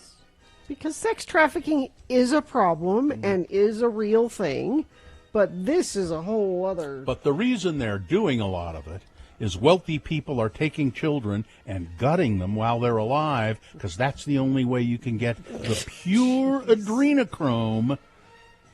And then they take it, these rich people, and they take it, and it makes them live forever. Uh-huh. He apparently believes this. Yeah. Going up against number 2, bolts in the petroglyphs, climbers in Moab finding someone has installed bolts in a wall that has ancient Indian markings or petroglyphs in it. That's number 2. Okay, there we go. You've got to decide of these 2 candidates, which one is the worst, which one deserves to be Boner of the Day, 1 or 2. Remember your candidate number. Put that single digit in the message of a text. Text that to 33986. Or you can call 877-602-9696. Use your voice to vote. Or go online, x96.com. Look for the box that says Boner Fight, April 19, 2021, and vote there. If you don't see that box, refresh your browser, and it should appear so you can vote right online. All right. Have until the end of these messages to do it. Let's go. This is Boner of the Day.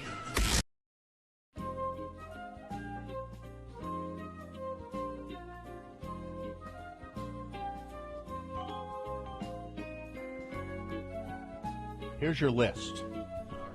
This is, you got the intro there? You want to do that? Or Yeah. Let me just give me a second. It's here. a list of 34 cereals that are no longer on the shelves. It's Radio from Hell with another list, because people love a good list. X96. Now, if you want to ask, it'll tell you the years that it was available. I'm not going to give that for everyone, and the manufacturer and a description of the taste. Okay, there's Vanilla Crunch. Yes, I remember this. You remember that sounds good. It was delicious. So it was birthday cake flavored Captain Crunch balls, essentially. Pink Panther Flakes. I remember those. It was also a good cereal. Good prizes in that one too. Fruit Brute. Yes, delicious. Actually, of the Monster cereals, probably the best one.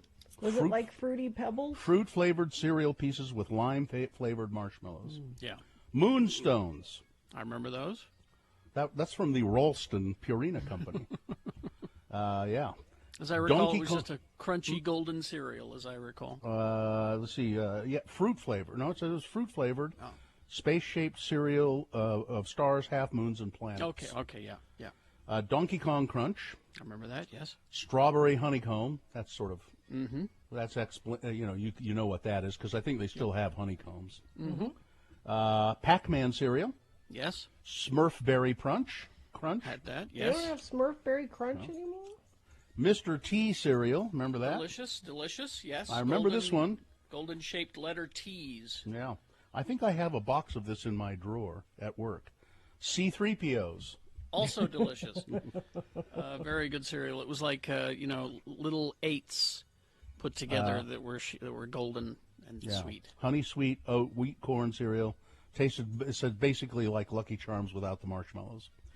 Ghostbusters cereal. Yes. Nerds cereal. Too sweet for me. Rainbow Bright cereal. Did not have that one. Spider-Man cereal. Had that, yes. Delicious. Yummy Mummy. Yummy Fruity Mummy, yes. Smurf Magic Berries.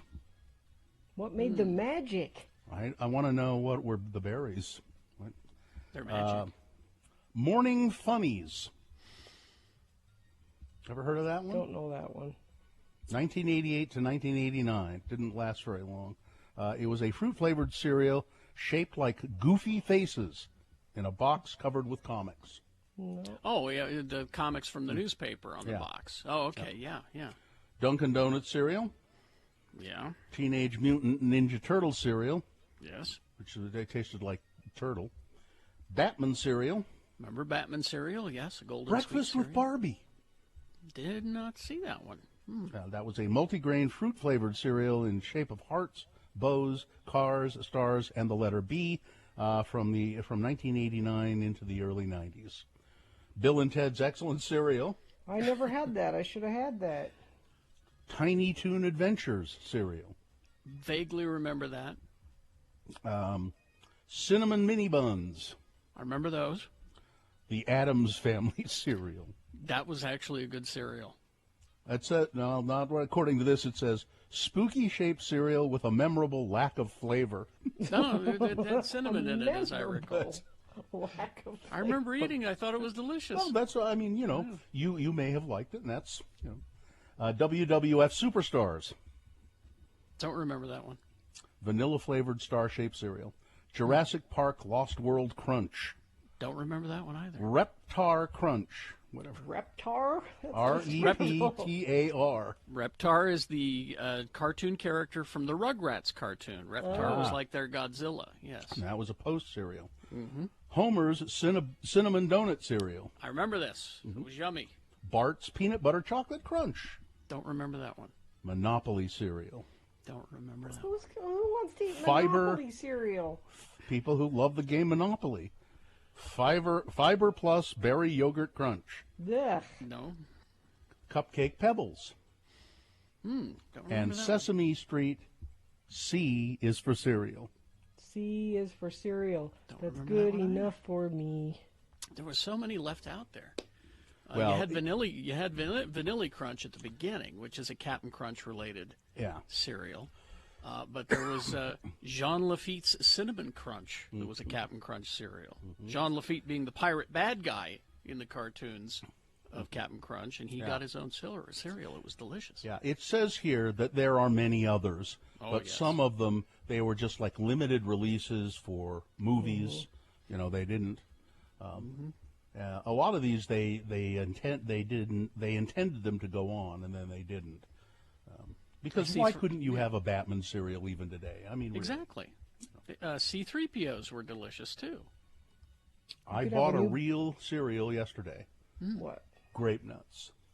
That's post grape. Are you nuts. going to eat that on the air? Because it's really noisy when you eat the grape nuts on the air. I don't know. Buy Maybe you a quieter cereal. If I had not known that it bothered you so much, I wouldn't have done it. But now softer cereal, oatmeal. How about oatmeal? I'll eat some mush, some cream of wheat, some muesli, some malto meal. Yeah. Chocolate flavor malto meal. I don't intend on eating the grape nuts on the air because if you kind of suck in a little bit and one of them gets lodged in your throat, it's a disaster. It'll do it. We hope you'd enjoyed another list with Radio.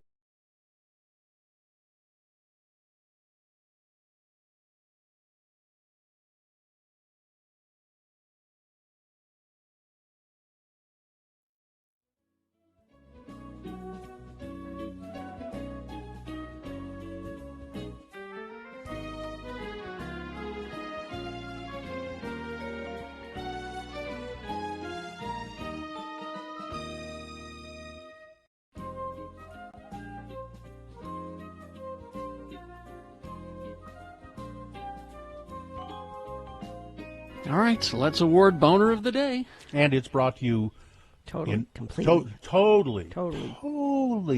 by pasta and a bowl of chicken noodle soup and a sleeve of saltines. So Boner candidate number 1, Caviezel warns the world about adrenochrome, this QAnon conspiracy theory that children are being taken by the wealthiest elite and gutted alive so that they can harvest this adrenochrome from them. And then they inject it into their bodies, these wealthy people do, and it keeps them young. Going against number 2, bolts in the petroglyphs.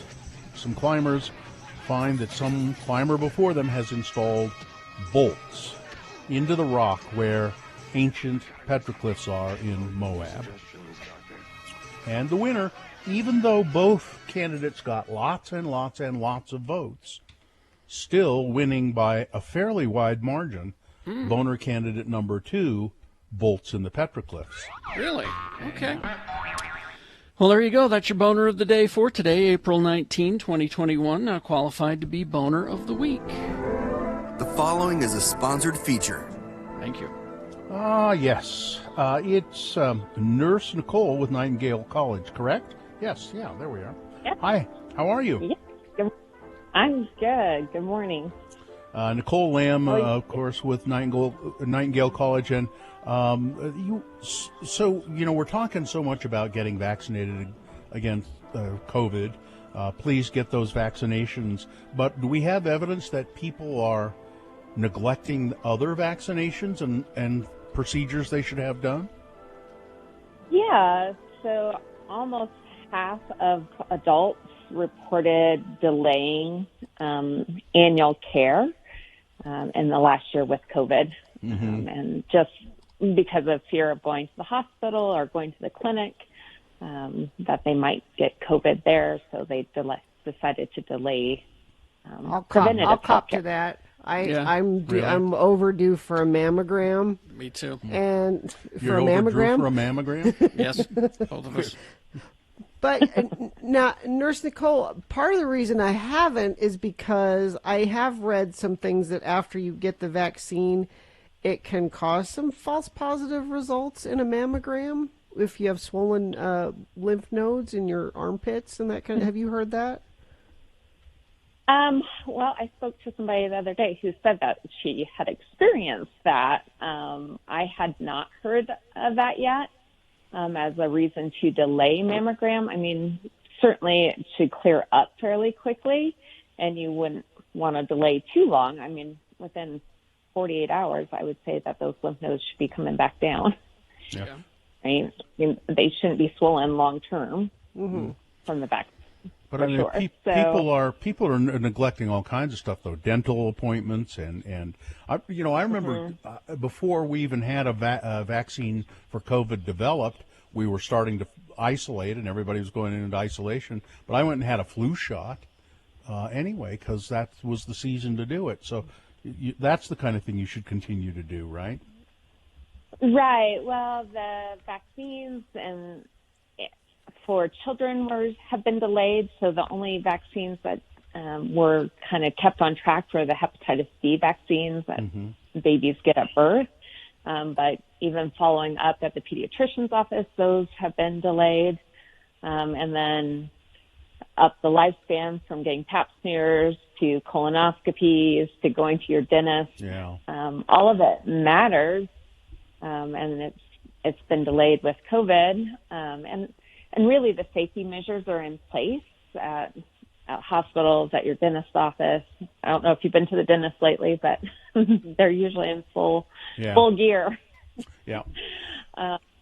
And as far as like cleaning, I mean, I work in a clinic, and the cleaning measures that we take between patients is it was diligent before. It's even more diligent now. Yeah, I went to the dentist, and they said, really, we do this anyway, but there is no cleaner place than the dentist's office, really. So I think people were a little bit hesitant to do some of this stuff at first, too, because they were afraid they were going to put a strain on the system. Everybody was already gearing up, healthcare workers and frontline workers like that to deal with COVID. And I think people sort of thought that they were putting a strain on the system. There wouldn't be enough personnel to go around. But that's not, and that might have been a little bit true, but not anymore, right, Nicole? Right. I think certainly in bigger cities there was a definite strain on the system, but in most places I think we're still able to provide care at full capacity. I know our local hospitals were, and we got like a bulletin every day saying that we're okay. All right. We're okay. Well, go come get service. If you want more information about all of this, you can go to, what is it, Nightingale College It's nightingale.edu. Nightingale.edu. All right. Thank you, Nicole. All right. Have a great day. Thank you, Nicole. All right. We will take a break, and we will be back to crawl towards the exits after these. Strong Volkswagen. Yes, indeed. Strong Volkswagen, strongvw.com. You can go there right now. You could go there at 2 o'clock in the morning or right now. Any time of the day, strongvw.com, and shop online. Really do thorough research on the price of the Volkswagen that you know you want. And they have a great selection of new and used VWs at strongvw.com. Now, you can go to the dealership at 1070 South Main, but I'd advise you to go to strongvw.com first. Kind of get everything set up, and then you can go test drive the Volkswagen you want. Right now at Strong Volkswagen, it's only $259 down and $259 a month for the brand new, sexy, sleek, and rugged 2021 Tiguan Sport Utility. Terms apply. See the dealer for details. Strong VW. They're at 1070 South Main in downtown Salt Lake. But more importantly, really try this. Shop online at strongvw.com.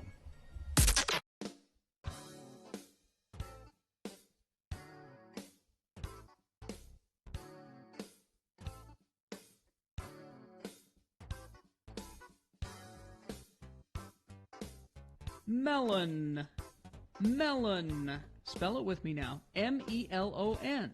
And now we'll use it in some dialogue featuring our good Utah friend, LeVar. LeVar has gone to the post office on an errand for his neighbor, LeGrand Ardun. Let's listen as LeVar steps up to the clerk's window at the post office. Again, the word is melon. Next. Next. You, there, the man with the baggy overalls and the wide tie. No, not you. You, the wide tie with the palm trees and the hula girls on it. Who, me? Yes, you're next. Would you step up to the window here, sir? Sure, I'm coming. What's your danged hurry? The U.S. mail doesn't wait, sir. Okay, well, keep your shirt on. I'm here. Yes, I see that, and still, I wait for you to state your purpose. Well, I don't know about that. I just came here on an errand for my friend. I don't got no purpose. Fine. What errand are you on for your friend? My friend, LeGrand Ardun, needs to send something to his boy who's on a mission in Scotland, okay? Yes, that's fine. I think it is. Scotland's a real nice place, they say. But I hear them Scots are pretty hard to convert. They's big drinkers, you know. That's where Scotch comes from. And McDonald's, too, now that I think about it. How may I help you, sir? Well, let me see. I got the note from LeGrand here in my pocket somewhere. Let me, it's got what he wanted me to get for him written on it. If I could just find it. Look, here. sir, I'm going to have to ask you to step aside for a moment until you're ready, okay? We got tons of people waiting here, and we're real busy. Well, just keep your panties on. I got it right. Yeah, it's right here. Here it is. My friend LeGrand needs a melon tube. Sorry? He needs a melon tube. He sent me here to buy him a melon tube. Well, perhaps you'd be better off running your errand at the Western Garden Center then. You postal workers has got a real funny sense of humor. No, he needs a melon tube to send something to his boy. Sir, we're prohibited from sending produce overseas. No, it ain't produce.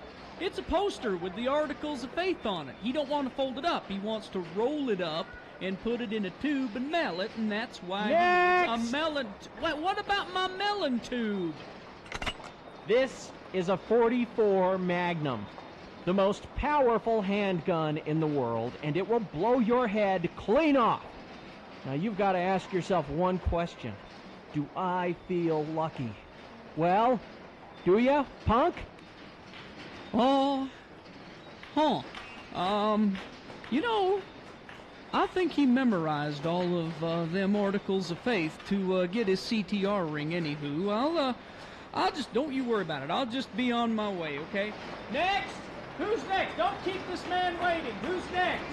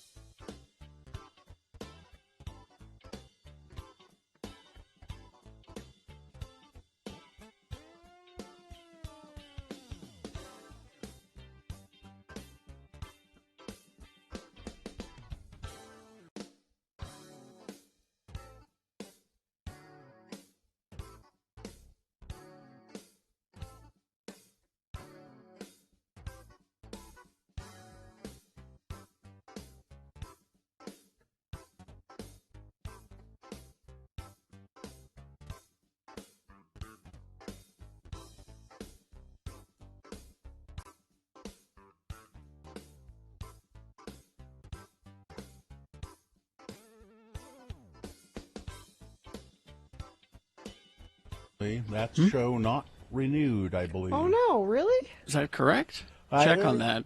My wife said something about that. She said it's Let me not coming see. back. So I didn't. I actually try to confirm that because she's check on usually that, right. But Because I read it was actually a surprising rating success. Mr. Mayor, I know they shut down because of COVID. mm-hmm. Let me look. Mr. Mayor is what it's called, and it is most of it's really good. Good snappy writing. Oh, renewed for season 2. Yeah. Okay. Yep. I'll Ted go. Danson getting another season in charge of Los Angeles after NBC renewed freshman comedy Mr. Mayor. Well, good because he's a good. I think he'll end up being a really good mayor. Eventually, way better than Matthew McConaughey. He doesn't want to be mayor. He wants to be governor. Oh yeah. Well, good luck.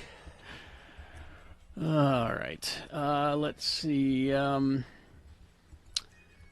think we got all of our business taken care of, all of our contests. Let me look. Yeah, my business is taken care of. It is? We'll have more of those lagoon passes to give away coming up this week. So, all right. I wasn't paying attention with those. What is it? A day pass or what are we giving away? yeah, it's 2-day passes. Okay. Mm-hmm.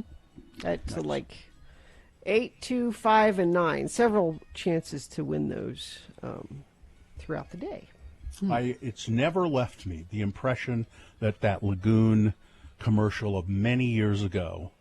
There was in the middle of the commercial, and all I remember is this great sounding voice of a young girl going, "It's like right next door." Never don't have to drive very far at all to go there. It's like right next door. Man, she is so excited about it. Now, Gina, do you have Paramount Plus? Yes. You do. Okay. What do I need to watch? This will be very exciting for you. Starting on May 6th, From Cradle to Stage. It is Dave Grohl hosting a TV show about rock stars and their moms. So this was a book first. Right. Uh-huh. Festus gave me that book for Mother's Day. Now, I don't know if there's a companion piece from Cradle to the Ship, because he's not on the stage anymore. He's in the Navy now. Well, it says Cradle to Stage and then Stage to the Grave. She will co-host the show with Dave. 6-part series.